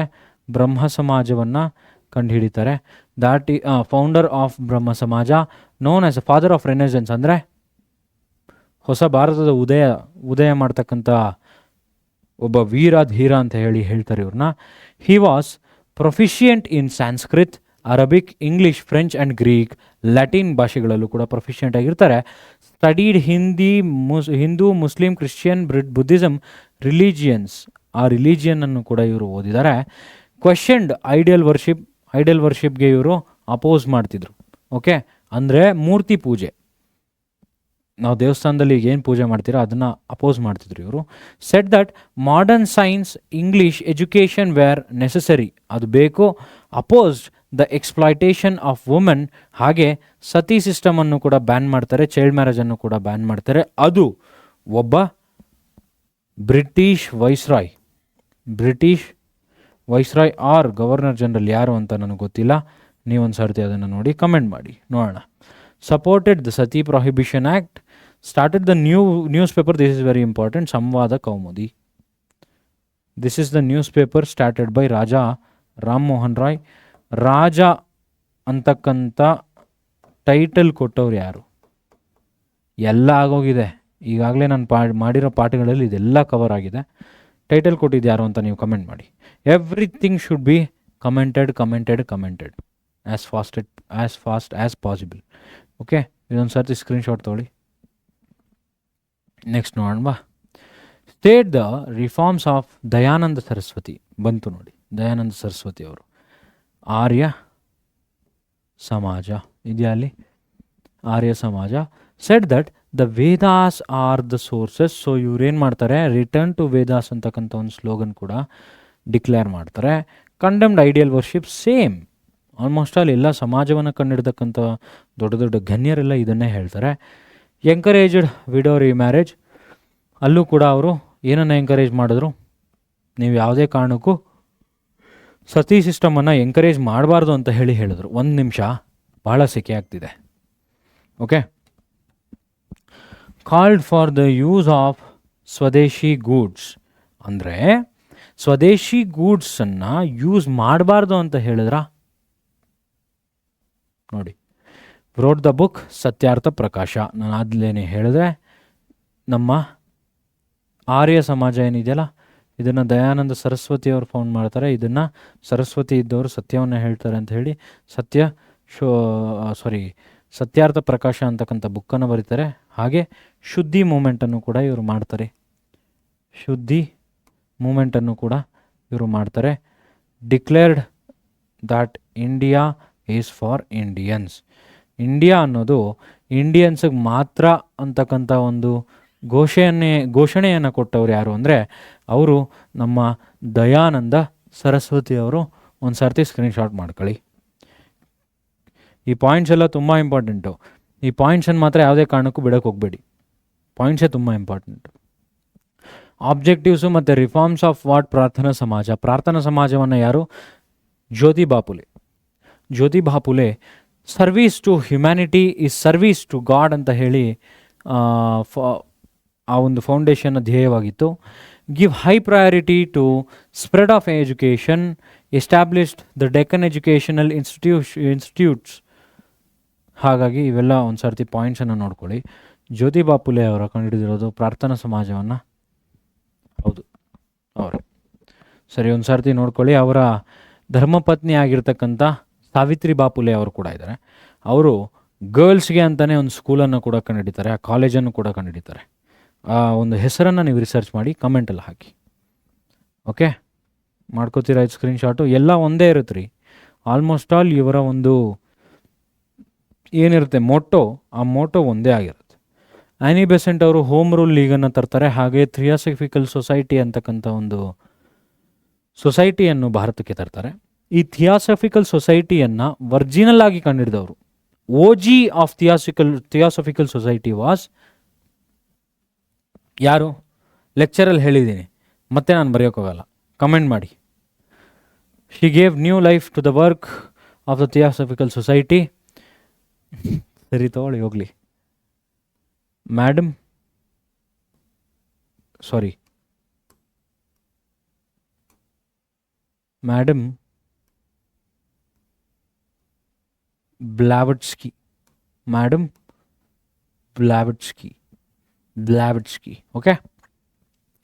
She showed admiration for Indian culture. She tried to promote equality, brotherhood, achieve harmony in society. ಅದೇ ಕೆಲವೊಂದಿದೆ. ನ್ಯೂಸ್ ಪೇಪರ್ ನ್ಯೂ ಇಂಡಿಯಾ ಅನ್ನೋದನ್ನು ನೆನ್ಪಿಟ್ಕೊಳ್ಳಿ. ಹೋಮ್ ರೂಲ್ ಲೀಗನ್ನು ತರೋದು ಯಾವಾಗ? 1960 ಬಾಲಗಂಗಾಧರ್ ತಿಲಕ್ ಹೋಮ್ ರೂಲ್ ಲೀಗನ್ನು ಫಸ್ಟ್ ತರ್ತಾರೆ. She was the president for Congress ಸೆಷನ್ಗಳು ನಡೀತೆ 1917. She presided Indian National Congress sessions. A O Hume WC Banerjee ಇವರಿಬ್ಬರು ಯಾವಾಗ ಪಾಲ್ಗೊಂಡಿದ್ರು? ಇಯರನ್ನು ಕಮೆಂಟ್ ಮಾಡಿ. ಪ್ರತಿ ಕ್ವಶನ್ಗೂ ಪ್ರತಿ ಕ್ವಶನಲ್ಲೂ ಕೂಡ ಒಂದೊಂದು ಕ್ವಶನನ್ನು ಕೇಳಿದ್ರೆ ನಿಮ್ಮ ಬ್ರೈನ್ ಶಾರ್ಪ್ ಆಗುತ್ತೆ ಅಲ್ವಾ? What were the political causes of the 1857 revolt? 1857 ರಿವೋಲ್ಟ್ನ ಪೊಲಿಟಿಕಲ್ ಕಾಸ್ ಏನಾಯಿತು? ರಿವೋಲ್ಟ್ ಬಗ್ಗೆ ಇತ್ತೀಚೆಗೆ ನಾವು ಜಾಸ್ತಿನೇ ಮಾತಾಡಿದ್ದೀವಿ. The princely states of Satara, Jaipur, Jhansi, Udaipur were captured by Britishers. The kingship of Tanjavur and Nawabs of Carnatic was abolished. Kingship anna abolish madidru. So that's the decline of kings. The Mughal emperor and the Nawabs of Oudh were deposed. Millions of soldiers who depended on them became unemployed. ರಾಜರನ್ನು ಸದೆಬಡಿದ್ರೆ ರಾಜರು, ಆ ಕೆಳಗಿರ್ತಕ್ಕಂಥ ಸೈನಿಕರು, ಸೈನ್ಯಾಧೀಶರು ಎಲ್ಲರೂ unemployed ಆಗಲೇಬೇಕು. ರಾಜ್ಯ ಕುಸಿತ ಆದರೆ ಇನ್ನೇನಾಗುತ್ತೆ ರೀ? ಬ್ರಿಟಿಷರೇ ನನ್ನ ಆಗ್ತಾರ ಲೋಕಲಿಯನ್ಸ್ಗೆ, ಲೋಕಲ್ ಸೋಲ್ಜರ್ಸ್ಗೆ? ನೆವರ್. ಅವ್ರು ಕೇರೇ ಮಾಡಲ್ಲ. ಸ್ಕ್ರೀನ್ಶಾಟ್ ತೊಗೊಳ್ಳಿ. What were the economic causes of the 1857 revolt? Economic causes ಏನಾಗಿತ್ತು? ಇಂಡಸ್ಟ್ರೀಸ್ಗಳಲ್ಲಿ ಡಿಕ್ಲೈನ್ ಕಾಣ್ತು. ಇಂಡಿಯನ್ ಆರ್ಟಿಷಿಯನ್ಸ್ ಅಂದರೆ ಕಲೆ, ಬುಟ್ಟಿ ಮಾಡ್ತಾರೆ, ಹೊಲಿತಾರೆ ಗೊತ್ತಾ? ಅಜ್ಜಿಯಂದಿರು ಆ ಕಾಲದಲ್ಲಿ ಬುಟ್ಟಿಗಳನ್ನು ಹೊಲಿತಿದ್ರು. ಆ ಹೊಲಿಯೋ ಬುಟ್ಟಿ ಅದೊಂದು ಆರ್ಟು. ಡ್ರಾಯಿಂಗ್ಸ್ ಆಗಲಿ ಅಥವಾ ಮಡಿಕೆ ಮಾಡೋದು ಅದೊಂದು ಆರ್ಟು. ಈ ಆರ್ಟಿಷಿಯನ್ಸ್ ಎಲ್ಲ ಡಿಕ್ಲೈನ್ ಕಾಣೋಕ್ಕೆ ಶುರುವಾಯಿತು, ಅನ್ಎಂಪ್ಲಾಯ್ಡ್ ಆಗೋಕ್ಕೆ ಶುರುವಾದರು. ಹೋಮ್ ಇಂಡಸ್ಟ್ರೀಸ್, ಹಪ್ಪಳಗಳು, ಪಿಕ್ಕಲ್ಗಳು ಮನೆಯಲ್ಲಿ ಮಾಡಿ ಮನೆಯಿಂದ ಕೊಡ್ತಕ್ಕಂಥದ್ದು. ಈಗ ಆ ಒಂದು ಮನೆಯ ಈ ಹೋಮ್ ಇಂಡಸ್ಟ್ರೀಸ್ಗಳಿಗೆ ಒಂದು ಟರ್ಮ್ ಕೊಡ್ತಾರೆ, ಏನಂತಾರದು? ಕ್ಲೌಡ್ ಕಿಚನ್ ಅಂತ ಹೇಳಿ ಕರೀತಾರೆ. The landlord was exploiting the farmers suffered financially. Landlords ಏನು ಮಾಡ್ತಿದ್ರು? ಫಾರ್ಮರ್ಸನ್ನು ಎಕ್ಸ್ಪ್ಲಾಯ್ಟ್ ಮಾಡ್ತಿದ್ರು. ಅವ್ರ ಲ್ಯಾಂಡನ್ನು ಕಸಿದುಕೊಳ್ತಿದ್ರು, ಹಾಗೆ ಬೆಳೆದಿರ್ತಕ್ಕಂಥ ಬೆಳೆಯನ್ನು ಕೂಡ ಕಸಿದುಕೊಳ್ತಿದ್ರು. ಓಕೆ, ಸ್ಕ್ರೀನ್ಶಾಟ್ ತೊಗೊಂಡು ಮುಂದೆ ಹೋಗೋಣ. What were the administrative causes of 1857 revolt? 1857 ರಿವೋಲ್ಟಲ್ಲಿ ನೀವು ನೋಡಿದ್ರಾ? 5 ಸೆಂಟ್ರಲ್ ಸೇರಿಸೋದು ಬೇಡ ಪಾಪ, ಬರ್ದು ಬಿಡೋಣ, ಯಾಕೆ ಸುಮ್ಮನೆ. 1857 ರಿವೋಲ್ಟಲ್ಲಿ ಒಂದು ಎಕನಾಮಿಕಲ್ ಕಾಸ್ ಕೇಳ್ದ, ಇನ್ನೊಂದು ಪೊಲಿಟಿಕಲ್ ಕಾಸ್ ಕೇಳ್ತಿದ್ದಾನೆ, ಹಾಗೆ ಅಡ್ಮಿನಿಸ್ಟ್ರೇಟಿವ್ ಕಾಸನ್ನು ಕೇಳ್ತಿದ್ದಾನೆ. ಈ 3 ಕಾಸನ್ನು ಕೇಳ್ತೇನೆ. ಈ 3 ಕಾಸನ್ನು ಪಾಯಿಂಟ್ಸನ್ನು ನೀವು ಓದ್ಕೊಂಡ್ರೆ ಕಂಪಲ್ಸರಿ ಇದರಿಂದ ಅಟ್ಲೀಸ್ಟ್ ಒಂದು ಕ್ವಶನ್ ಆದರೂ ಬಂದೇ ಬರುತ್ತೆ. ಎಕನಾಮಿಕ್ ಆಗಲಿ, ಪೊಲಿಟಿಕಲ್ ಆಗಲಿ, ಹಾಗೆ ಅಡ್ಮಿನಿಸ್ಟ್ರೇಟಿವ್ ಕಾಸಸ್ ಆಗಲಿ, ಯಾವುದಾದ್ರು ಒಂದು ಬರುತ್ತೆ. New civil and criminal laws were enacted. There was bias in laws. ಇದೆಲ್ಲ ಒಂದು ಸರ್ತಿ ನೋಡ್ಕೊಳ್ಳಿ. ಸ್ಪ್ರೆಡ್ ರೂಲ್ ಫಾರ್ ಇಂಡಿಯನ್ಸ್ ಅಂತೆ. ಇದೊಂದು ಸರ್ತಿ ನೀಟಾಗಿ ನೋಡ್ಕೊಳ್ಳಿ. ಓಕೆನಾ? ಇಂಗ್ಲೀಷ್ ಎಜುಕೇಷನ್ಗೆ ಫೇವರ್ ಆಗಿದ್ರು ಅಂದರೆ ಎಸ್, ಅಫ್ಕೋರ್ಸ್ ಎಸ್. ಬ್ರಿಟಿಷರ್ಸ್ ಎಷ್ಟು ವರ್ಷ ನಮ್ಮ ಭಾರತದಲ್ಲಿದ್ದರು ಅಷ್ಟು ವರ್ಷ ಬ್ರಿಟಿಷರು ಇಂಗ್ಲೀಷಿನ ಮೇಲೆ ಒತ್ತು ಕೊಡ್ತಿದ್ರು. ಬಿಕಾಸ್ ಬ್ರಿಟಿಷರು ಅಷ್ಟು ಈಸಿಯಾಗಿ ಒಪ್ಕೊಳ್ತಿರ್ಲಿಲ್ಲ. ಲೋಕಲ್ ಲ್ಯಾಂಗ್ವೇಜಸನ್ನು ಅಥವಾ ವರ್ನಾಕ್ಯುಲರ್ ಲ್ಯಾಂಗ್ವೇಜಸ್ಗಳನ್ನು ಒಪ್ಕೊಳ್ತಿರ್ಲಿಲ್ಲ. ಸೊ ಹಾಗಾಗಿ ಬ್ಲರ್ ಏನಾದರೂ ಬರ್ತಿದೆಯಾ ವಿಡಿಯೋ? ಏನಿಲ್ಲಲ್ಲ. Okay, so vernacular press act ಅಂತಂದಿದ್ದು ಹಾಗೆ ಲೋಕಲ್ ಲ್ಯಾಂಗ್ವೇಜ್ಗಳನ್ನು ಪ್ರಮೋಟ್ ಮಾಡಬಾರ್ದು ಅಂತ ಹೇಳಿ. ಪ್ರಮೋಟ್ ಮಾಡಬಾರ್ದು ಅಂದರೆ ಲೋಕಲ್ ಲ್ಯಾಂಗ್ವೇಜಲ್ಲಿ ಏನು ಮಾಡ್ತಿದ್ರು, ದೊಡ್ಡ ದೊಡ್ಡ ಲೇಖಕರು ಏನು ಮಾಡ್ತಿದ್ರು, ಅವ್ರು ಬರೆದು ಬಿಡ್ತಾಯಿದ್ರು, ಬ್ರಿಟಿಷರ್ ಅಗೇನ್ಸ್ಟ್ ಬರೆದು ಬಿಡ್ತಾಯಿದ್ರು. ಅದು ಬ್ರಿಟಿಷರ್ಸ್ಗೆ ಆಗ್ತಿರ್ಲಿಲ್ಲ. ಹಾಗಾಗಿ ಮಾಸಸ್ ಏನು ಮಾಡ್ತಿದ್ರು ಹೇಳಿ, ಆ ಒಂದು ಲೇಖನವನ್ನು ಓದಿರ್ತಕ್ಕಂಥ ಮಾಸಸ್ ಏನು ಮಾಡ್ತಿದ್ರು, ಬ್ರಿಟಿಷರ್ಗೆ ಎಗೇನ್ಸ್ಟ್ ವಾರ್ ದಂಗೆ ಎದ್ಬಿಡ್ತಾರೆ. ಇಡೀ ಭಾರತ ತಿರುಗಿ ಬಿದ್ದರೆ ಬ್ರಿಟಿಷರು ಓಡಬೇಕು. ಸೊ ಆ ಒಂದು ಕಾರಣದಿಂದ ಇವ್ರೇನು ಮಾಡ್ತಾರೆ, ವರ್ನಾಕ್ಯುಲರ್ ಲ್ಯಾಂಗ್ವೇಜನ್ನು ಸ್ವಲ್ಪ ತಡೆಗಟ್ಟಲಿಕ್ಕೆ ಇಂಗ್ಲೀಷನ್ನು ರೈಸ್ ಮಾಡ್ತಾರೆ. The mutiny did not spread throughout India. ಇದು ಸ್ಪ್ರೆಡ್ ಆಗಲಿಲ್ಲ because there was no medium to spread. Phone ಇರಲಿಲ್ಲ, ನ್ಯೂಸ್ ಚಾನೆಲ್ಗಳಿರಲಿಲ್ಲ, ರೇಡಿಯೋ ಸ್ಟೇಷನ್ಗಳಿದ್ದೇನೋ ರೇಡಿಯೋ ಸ್ಟೇಷನೂ ಇರಲಿಲ್ಲ. Just mouth to mouth peace ಆಗಿ ಹೋಗಬೇಕಾಗಿತ್ತು. Okay, it was done for the self interest of the king and queens. ಇದೊಂದು ಸಾರ್ತಿ ಸ್ಕ್ರೀನ್ಶಾಟ್ ತೊಗೊಳ್ಳಿ, ಫುಲ್ಲು ಓದೋದೇನು ಬೇಕಾಗಿಲ್ಲ. Next, what were the consequences of the 1857 revolt? Consequences ಏನಿತ್ತು? ನಾನು ಹೇಳಿದ್ನಲ್ಲ, ಕ್ರೌನ್ ರೂಲ್ ಬರುತ್ತೆ, 1858 ಕ್ರೌನ್ ರೂಲ್ ಬರುತ್ತೆ. ಕ್ರೌನ್ ರೂಲ್ ಬಂದಮೇಲೆ ಈಸ್ಟ್ ಇಂಡಿಯಾ ಕಂಪನಿಯ ರೂಲು ಡಿಕ್ಲೈನ್ ಆಗುತ್ತೆ ಅಥವಾ ಅವ್ರು ಇಳಿತಾರೆ. ಕೆಳಗಿಳಿದ ಮೇಲೆ ಎಂಡ್ ಆಗುತ್ತೆ.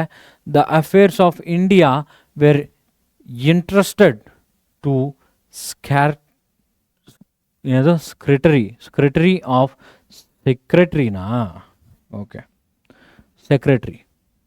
The secretary of state for Indian affairs.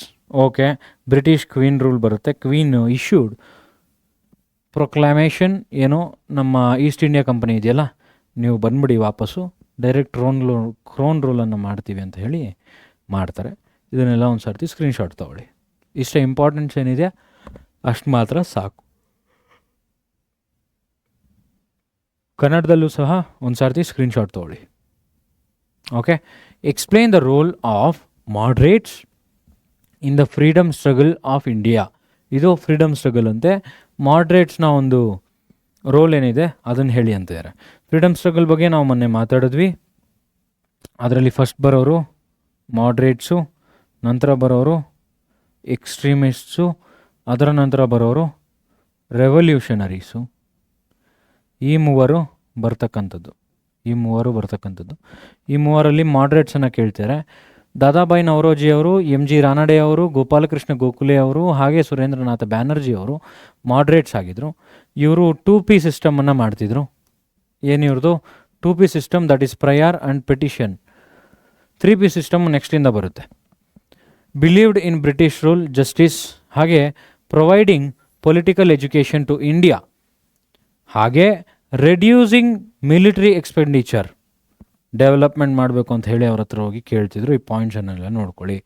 ಈಗಾಗಲೇ ಲೆಕ್ಚರು ಆಗಿದೆ, ಅದನ್ನು ನೋಡಿ, ಇದನ್ನು ನೋಡಿ, ಇನ್ನೂ ಅರ್ಥ ಆಗುತ್ತೆ. ಓಕೆ, ನೆಕ್ಸ್ಟ್ ನೋಡುವ. ನೋಡಿ, ಕನ್ನಡದಲ್ಲಿ ಒಂದು ಸರ್ತಿ ಸ್ಕ್ರೀನ್ಶಾಟ್ ತೊಗೊಳ್ಳಿ. ಈಗೇನು ಕೇಳ್ತಿದ್ದಾರೆ, role of ball Gangadhar Tilak ಹಾಗೆ ಫ್ರೀಡಮ್ ಸ್ಟ್ರಗಲ್ ಅಂತೆ. ಬಾಲ್ ಗಂಗಾಧರ್ ತಿಲಕ್ ಅವ್ರು ಇದ್ದಿದ್ದೆಲ್ಲಿ? ಮಾಡ್ರೇಟ್ಸ್ ಅಲ್ಲ, ಅವರಿದ್ದು ಎಕ್ಸ್ಟ್ರೀಮಿಸ್ಟ್ಸಲ್ಲಿ. ಲಾಲಾ ಲಜಪತ್ ರಾಯ್, ಬಾಲ್ ಗಂಗಾಧರ್ ತಿಲಕ್ ಹಾಗೆ ಬಿಪಿನ್ ಚಂದ್ರಪಾಲ್, ಅಂದರೆ ಲಾಲ್, ಬಾಲ್, ಪಾಲ್, ಇವ್ರ ಮೂವರು ಸಹ ಎಕ್ಸ್ಟ್ರೀಮಿಸ್ಟಲ್ಲಿ famous extremists. Okay, organisation through festivals like, festival ಕಂಡಿಡ್ತಾರೆ. ಒಂದು ಗಣೇಶ ಚತುರ್ಥಿ ಆಗಲಿ, ಶಿವಾಜಿ ಚತುರ್ಥಿ ಆಗಲಿ, ಹಾಗೆ ಶಿವಾಜಿ ಉತ್ಸವ ಆಗಲಿ, ಅಥವಾ ದುರ್ಗಾ ಪೂಜಾ ಅಂತ ಮಾಡ್ತಾರೆ. ದುರ್ಗಾ ಪೂಜಾ ಅಂತ ಹೇಳಿ ಮೂರನ್ನು ಸಹ ತರ್ತಾರೆ. ಯಾಕೆ ತರ್ತಾರೆ ಅಂದರೆ, ಬಂಗಾಳ ವಿಭಜನೆ ಅಂದರೆ partition of Bengal, partition of Bengal.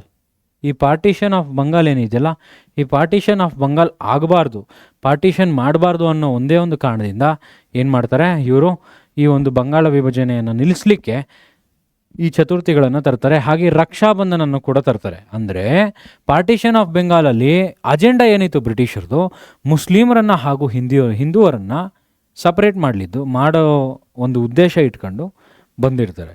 ಒಡೆದು ಆಳುವ ನೀತಿ. ಓಕೆ, ಆ ಒಂದು ನೀತಿಯಿಂದ ತರ್ತಕ್ಕಂಥದ್ದು ಈ ಸ್ವದೇಶಿ ಮೂಮೆಂಟ್ ಆಗಿರ್ತಕ್ಕಂಥದ್ದು.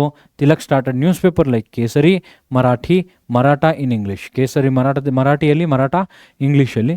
ಇದನ್ನೊಂದು ಸರ್ತಿ ನೋಡ್ಕೊಳ್ಳಿ. Opposed the partition of Bengal, Tilak was arrested by British government due to his revolution. ಆಗ ಒಂದು ಬುಕ್ಕನ್ನು ತರ್ತಾರೆ, ಒಂದು ಬುಕ್ಕು, ಇದು ಗೀತರಹಸ್ಯ. ಈ ಗೀತರಹಸ್ಯ ಅನ್ನೋ ಒಂದು ಬುಕ್ಕು ಬಹಳ ದೊಡ್ಡ ಇಂಪ್ಯಾಕ್ಟ್ ಬಿದ್ದು ಇನ್ನೂ ಜಾಸ್ತಿ ಯುದ್ಧಗಳಾಗ್ತವೆ. ಸ್ಕ್ರೀನ್ಶಾಟ್ ಇದು SS screenshot. Explain the method of struggle of the revolutionaries. Revolutionaries ಹೇಳಿದ್ನಲ್ಲ, ರೆವಲ್ಯೂಷನರೀಸ್ ಅಂದರೆ ಯಾರೂ ಇಲ್ಲ, ಭಗತ್ ಸಿಂಗ್ ಇದ್ದರು, ಇಲ್ಲೇ ಕೊಟ್ಟಿರ್ತಾರಲ್ಲ.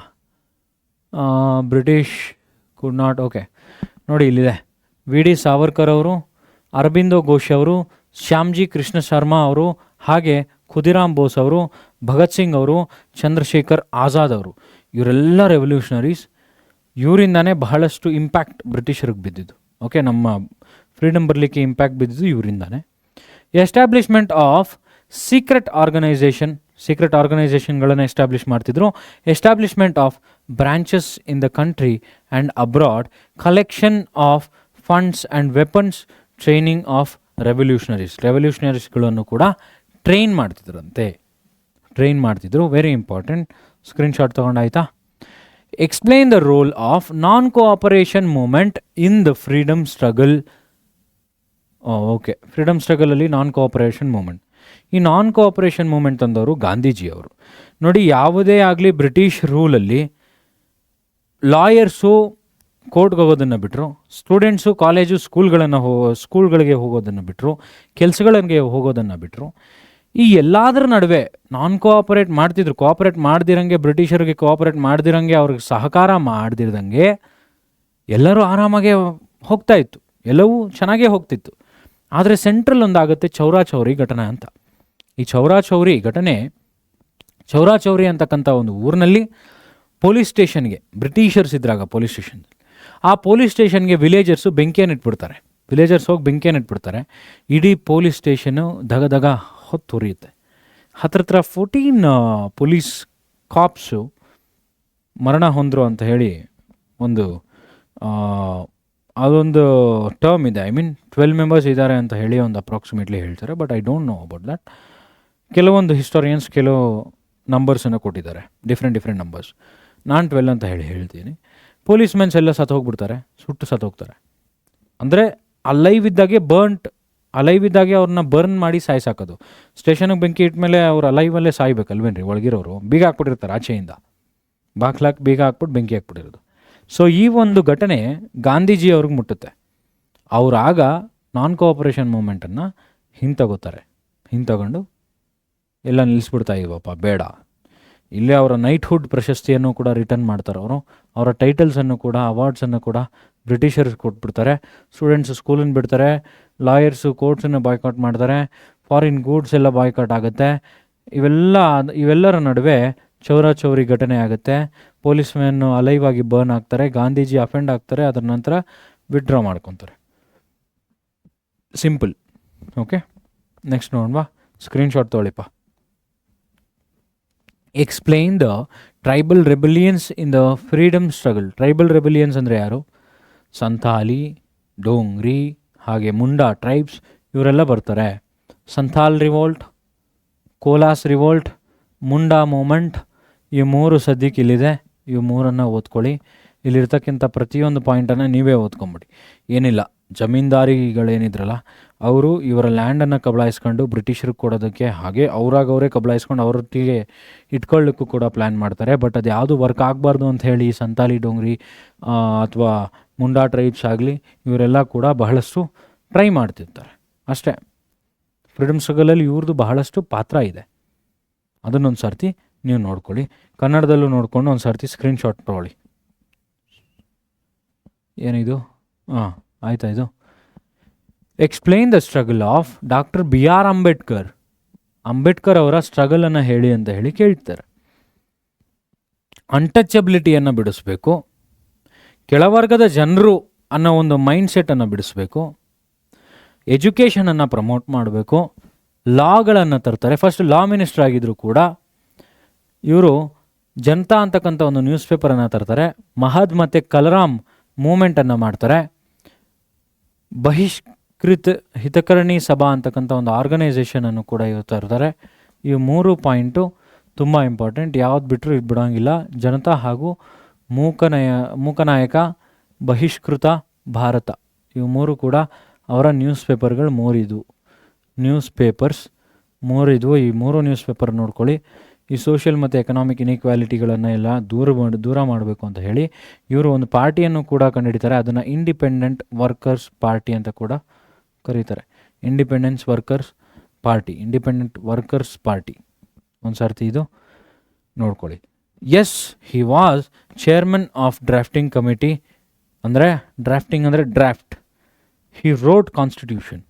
Okay, next screenshot.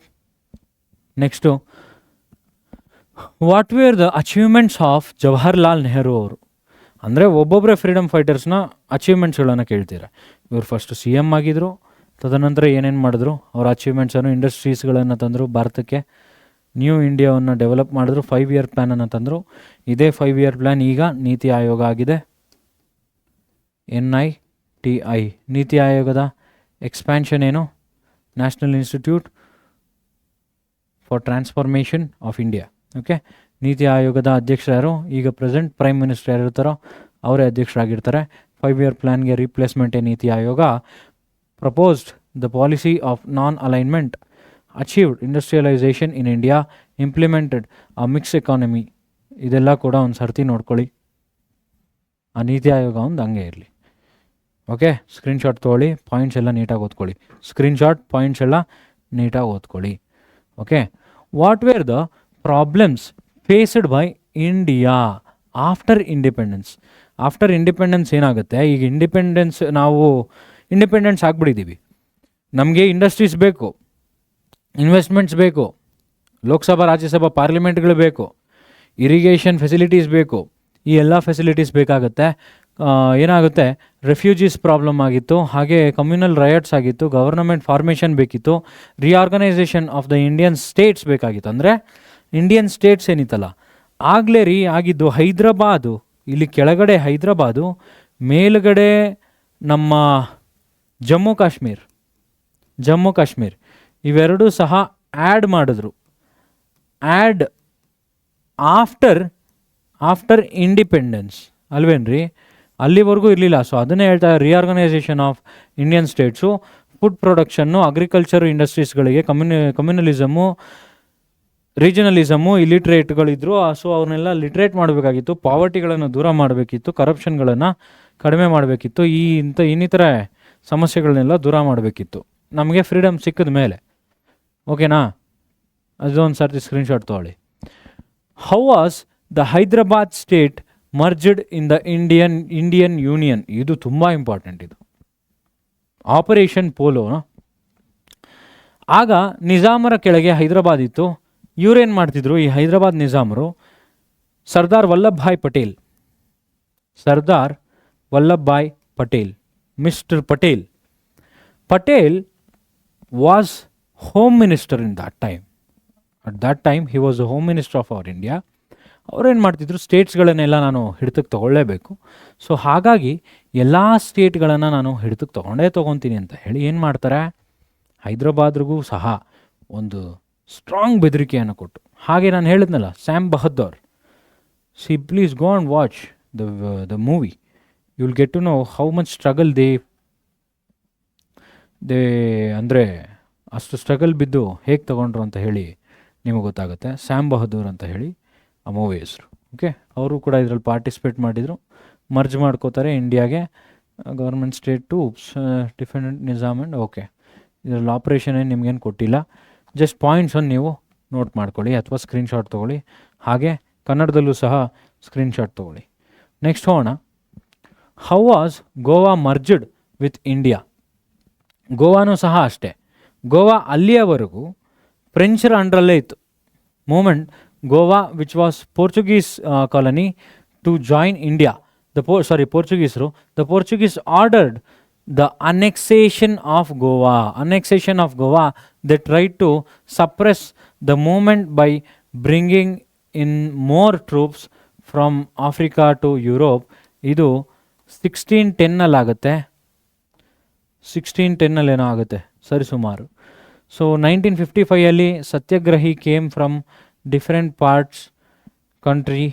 ಆಮೇಲೆ ಫೈಟ್ ಮಾಡ್ತಾರೆ, ಎಲ್ಲವನ್ನು ಸಹ ತಗೋತಾರೆ. ಸಾರಿ 1961 ಅಲ್ಲಿದೆ ನೋಡಿ ಕೆಳಗಡೆ. 1961 ಇಂಡಿಯನ್ ಆರ್ಮಿ ಪೂರ್ತಿ ಗೋವಾನ ತೊಗೊಂಡ್ಬಿಡ್ತಾರೆ. ಗೋವಾ ಬರೋದು ಯಾವ ಆಪರೇಷನಿಂದ ಕಾಮೆಂಟ್ ಮಾಡಿ. ಯಾವ ಆಪರೇಷನಿಂದ Goa will come into India ಅಂತ ಹೇಳಿ ನೀವು ಕಾಮೆಂಟ್ ಮಾಡಿ. ಓಕೆನಾ? Okay. The unification of Jammu and Kashmir with India in unique compared. ಅದೇ ಹೇಳಿದ್ನಲ್ಲ ನೋಡಿ, ಇಲ್ಲಿ ಹೈದ್ರಾಬಾದು, ಇಲ್ಲಿ ಜಮ್ಮು ಕಾಶ್ಮೀರು. ಹೈದ್ರಾಬಾದಲ್ಲಿ ನಿಜಾಮ್ ಇದ್ದ, ಜಮ್ಮು ಕಾಶ್ಮೀರಲ್ಲಿ ಒಬ್ಬ ಕಿಂಗ್ ಇರ್ತಾನೆ, ಕಿಂಗು. ಹಾಗೆ ಗೋವಾ ಅಲ್ಲಿ ಪೋರ್ಚುಗೀಸರು ಇರ್ತಾರೆ. ಇಲ್ಲಿ ಯಾವುದು ಕಿಂಗ್ ಇರ್ತಾನಲ್ಲ ಕಾಶ್ಮೀರ್, ಹರಿಸಿಂಗ್ ಅಂತಕ್ಕಂಥ ಒಬ್ಬ ಕಿಂಗ್ ಇರ್ತಾನೆ. ಆ ಕಿಂಗಿಂದ ನಾವು ಕಸಿದುಕೊಳ್ಬೇಕಾಗತ್ತೆ. King Hari Singh of Jammu and Kashmir wanted to remind independent fearing our dash dash dash dash dash. Go with the points. Mug up or ಅರ್ಥ ಮಾಡ್ಕೊಂಡು ಓದಿ. ಓಕೆ, ಸ್ಕ್ರೀನ್ಶಾಟ್ ತೊಗೊಳ್ಳಿ. ಇದ್ರ ಸ್ಕ್ರೀನ್ಶಾಟ್ ಆಯಿತಾ? ನೆಕ್ಸ್ಟ್ ನೋಡಿ, where is Teen Murti Bhavan located. Murti Bhavan ಇರೋದಿಲ್ಲಿ ಡೆಲ್ಲಿಲಿ. ಆಲ್ಮೋಸ್ಟ್ ಆಲ್ ಭವನ್ ಅಂತ ಬಂತು ಅಂದ್ಕೊಳ್ಳಿ. If it is named before Bhavan, that's located in Delhi only. ಓಕೆನಾ? Next, what was the immediate cause of the first world war. First world ವಾರ್ನ ಇಮಿಡಿಯೇಟ್ ಕಾಸ್ ಏನಾಗಿತ್ತು? Archduke Franz Ferdinand the prince of Austria was assassinated by the Serbian citizen. ನಾ ಹೇಳಿದ್ನಲ್ಲ, ಆಸ್ಟ್ರಿಯಾದ ರಾಜ ಹನಿಮೂನ್ಗೆ ಹೋಗಿರ್ತಾನಂತೆ Serbian ದೇಶಕ್ಕೆ. ಅವ್ರು ತಿಳ್ಕೊಳ್ಳೋದೇನೆಂದರೆ Serbian ಅವರೇ ಸಾಯಿಸಿರೋದು ಅಂತ. ಅದು ಎಷ್ಟು ನಿಜ, ಎಷ್ಟು ಸತ್ಯ, ಎಷ್ಟು ಸುಳ್ಳು ನಮ್ಗೆ ಗೊತ್ತಿಲ್ಲ. ಹಾಗೇ ಇರೋದು ಹಿಸ್ಟ್ರಿಯಲ್ಲಿ. ಓಕೆನಾ? ಈ ಒಂದು ಕಾರಣದಿಂದಾನೇ ವರ್ಲ್ಡ್ ವಾರ್ ಫಸ್ಟ್ ಸ್ಟಾರ್ಟ್ ಆಗುತ್ತೆ ಅಥವಾ ಕಮೆನ್ಸ್ ಆಗುತ್ತೆ. ಅಲ್ಲಿಂದ ವರ್ಲ್ಡ್ ವಾರಿಂದ ಜರ್ಮನಿ ಲಾಭ ಮಾಡ್ಕೊಂಡಿದ್ದು, ಹಿಟ್ಲರ್ ಲಾಭ ಮಾಡ್ಕೊಂಡಿದ್ದು ಅವೆಲ್ಲ ಕೂಡ ಗೊತ್ತಾಗುತ್ತೆ. ಅದು ನಾನು ಪಾಠ ಕೂಡ ಮಾಡಿದ್ದೀನಿ. ಒಂದು ಸರ್ತಿ ಆ ಪಾಠಗಳನ್ನು ನೀವು ರಿವೈಸ್ ಮಾಡ್ಕೊಳ್ಳಿ. What are the features of fascism, nationalism, destruction, ಈ ಪಾಯಿಂಟ್ಸ್ಗಳನ್ನೆಲ್ಲ ನೋಡ್ಕೊಳ್ಳಿ. ಇದರಲ್ಲೇ ನಾನೇನು ಎಕ್ಸ್ಪ್ಲೈನ್ ಮಾಡೋದೇನಿಲ್ಲ. Very easy for you guys. Okay, ನೋಡ್ಕೊಳ್ಳಿ, ಸ್ಕ್ರೀನ್ಶಾಟ್ ತೊಗೊಳ್ಳಿ ಇದನ್ನು. State the summary of ನಾಜಿಮ್ಸ್.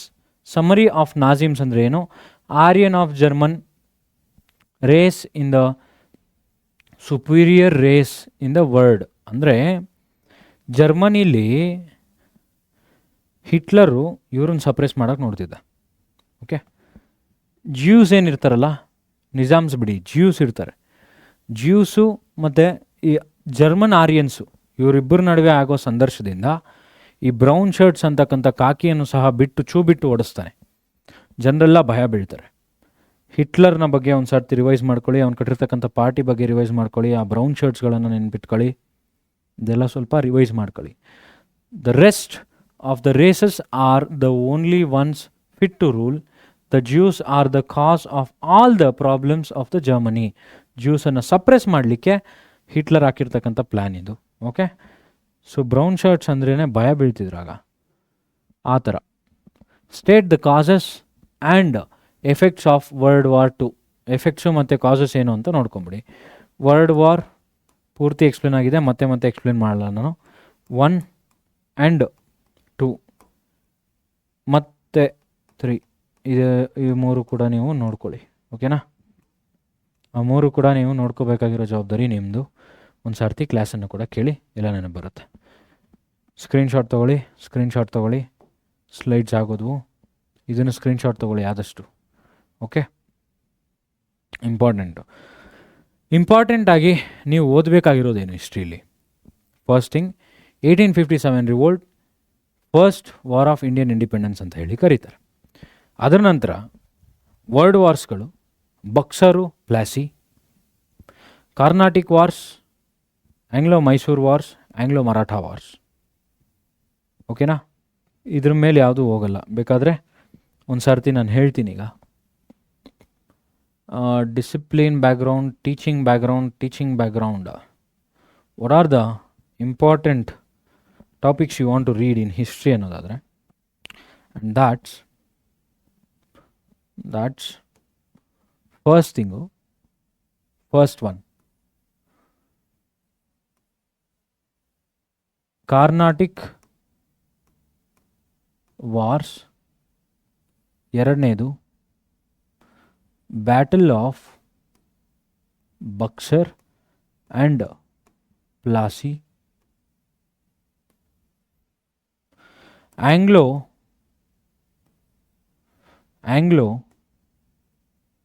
Mysore and Maratha war. Fourth 1857 revolt, and that's ನಿಮ್ಮ ಸಬ್ಜೆಕ್ಟಲ್ಲಿರೋದೇನು ಫಸ್ಟ್ ವಾರ್ ಆಫ್ ಇಂಡಿಯನ್. ಏನು ಇಷ್ಟು ಚೆನ್ನಾಗಿ ಬರ್ತಿದೆ handwriting. First war of Indian independence. ಐದನೇದೇನಿದೆ ರೀ, ಕಾರ್ನಾಟಿಕ್ ವಾರ್ಸ್ ಆಯಿತು, ಬ್ಯಾಟಲ್ ಆಫ್ ಪ್ಲಾಸಿ ಬಕ್ಸಾರ್ ಆಯಿತು, ಆಂಗ್ಲೋ ಮೈಸೂರು ಮರಾಠ ಆಯಿತು, ಫಸ್ಟ್ ವಾರ್ ಆಫ್ ಇದಾಯಿತು, ವರ್ಲ್ಡ್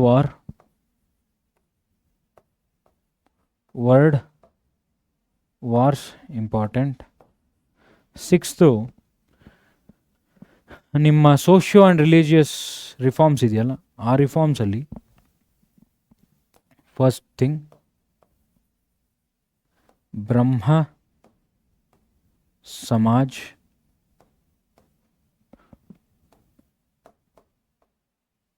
ಆರ್ಯ ಸಮಾಜ್, ಹಾಗೆ ರಾಮಕೃಷ್ಣ ಮಿಷನ್, ಹಾಗೆ Satyashodhak Samaj.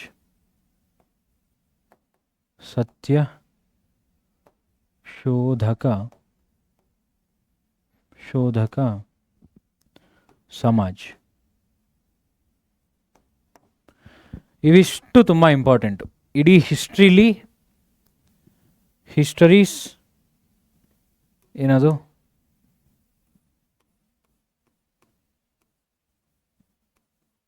Histories important topics. Okay, very important topics. ಇಷ್ಟು ಟಾಪಿಕ್ಸನ್ನು ನೀವು ಪ್ರಿಪೇರ್ ಆಗಿದ್ದೇ ಆದರೆ ಇದಕ್ಕೂ ಮೇಲೆ ಕ್ವೆಶನ್ಸ್ ಹೋಗೋದಕ್ಕೆ ಸಾಧ್ಯನೇ ಇಲ್ಲ. ಫಸ್ಟ್ ಅದೊಂದು ನೋಡ್ಕೊಳ್ಳಿ. ಅಡ್ವೆಂಟ್ ಆಫ್ ಯುರೋಪಿಯನ್ನಲ್ಲಿ ಕಾನ್ಸ್ಟ್ಯಾಂಟಿನೋಪಲನ್ನು ಯಾರು ಕ್ಯಾಪ್ಚರ್ ಮಾಡಿದ್ರು, ಹೇಗೆ ಬಂದರು, ಫಸ್ಟ್ ವೈಸ್ರಾಯ್ ಆಗಿದ್ದ, ಅಂದರೆ ಕಂಪನಿಯಿಂದ ಬಂದಿರತಕ್ಕಂಥವನು ಯಾರು, ಅಲ್ಬೆಡೋ ಆಲ್ಬುಕರ್ಕ್. ಅವರಿಬ್ಬರು ವಾಸ್ಕೋ ಡ ಗಾಮ ಹೇಗೆ ಬಂದ, ಅದಕ್ಕೆ ಮುಂಚೆ ಹೆನ್ರಿ ದಿ ನ್ಯಾವಿಗೇಟರ್ ಹೆಂಗೆ ಬಂದ, ದಿಕ್ಸೂಚಿ ಹೆಂಗೆ ಕಂಡುಹಿಡ್ಕೊಂಡ್ರು, ಹಾಗೆ ಆಸ್ಟ್ರೋಲ್ಯಾಬ್ ಕಂಡುಹಿಡ್ಕೊಂಡ್ರು, ಇವನ್ನೆಲ್ಲ ನೋಡ್ಕೊಳ್ಳಿ. ತದನಂತರ ಟ್ರೇಡ್ಗೆ ಹೇಗಿಡಿದ್ರು, ಕಾನ್ಸ್ಟ್ಯಾಂಟಿನೋಪಲಲ್ಲಿ ಆಟೋಮನ್ ಟರ್ಕರ್ ಕ್ಯಾಪ್ಚರ್ ಮಾಡಿ ಟ್ಯಾಕ್ಸ್ ಹಾಕಿದ್ದಕ್ಕೆ ಸಿ ರೂಟನ್ನು ಕಂಡುಹಿಡಿಯೋದಕ್ಕೆ ಕಾರಣ ಆಯಿತು. ಸೊ ಈ ಒಂದು ಮ್ಯಾಪನ್ನು ನೀವು ತಲೆಯಲ್ಲಿಟ್ಕೊಳ್ಳಿ. ಈ ಟಾಪಿಕ್ಸನ್ನು ಆಲ್ಮೋಸ್ಟ್ ಆಲ್ ನೀವು ಓದ್ಕೊಳ್ಳಿ. ಇಷ್ಟಕ್ಕೆ ನಾನು ಕ್ಲಾಸನ್ನು ಮುಗಿಸ್ತೀನಿ. ಇಷ್ಟರವರೆಗೂ ಓದ್ಕೊಳ್ಳಿ. ನಂತರ ನೆಕ್ಸ್ಟ್ ಕ್ಲಾಸಲ್ಲಿ ನೋಡೋಣ. ಓಕೆನಾ? Thank you so much.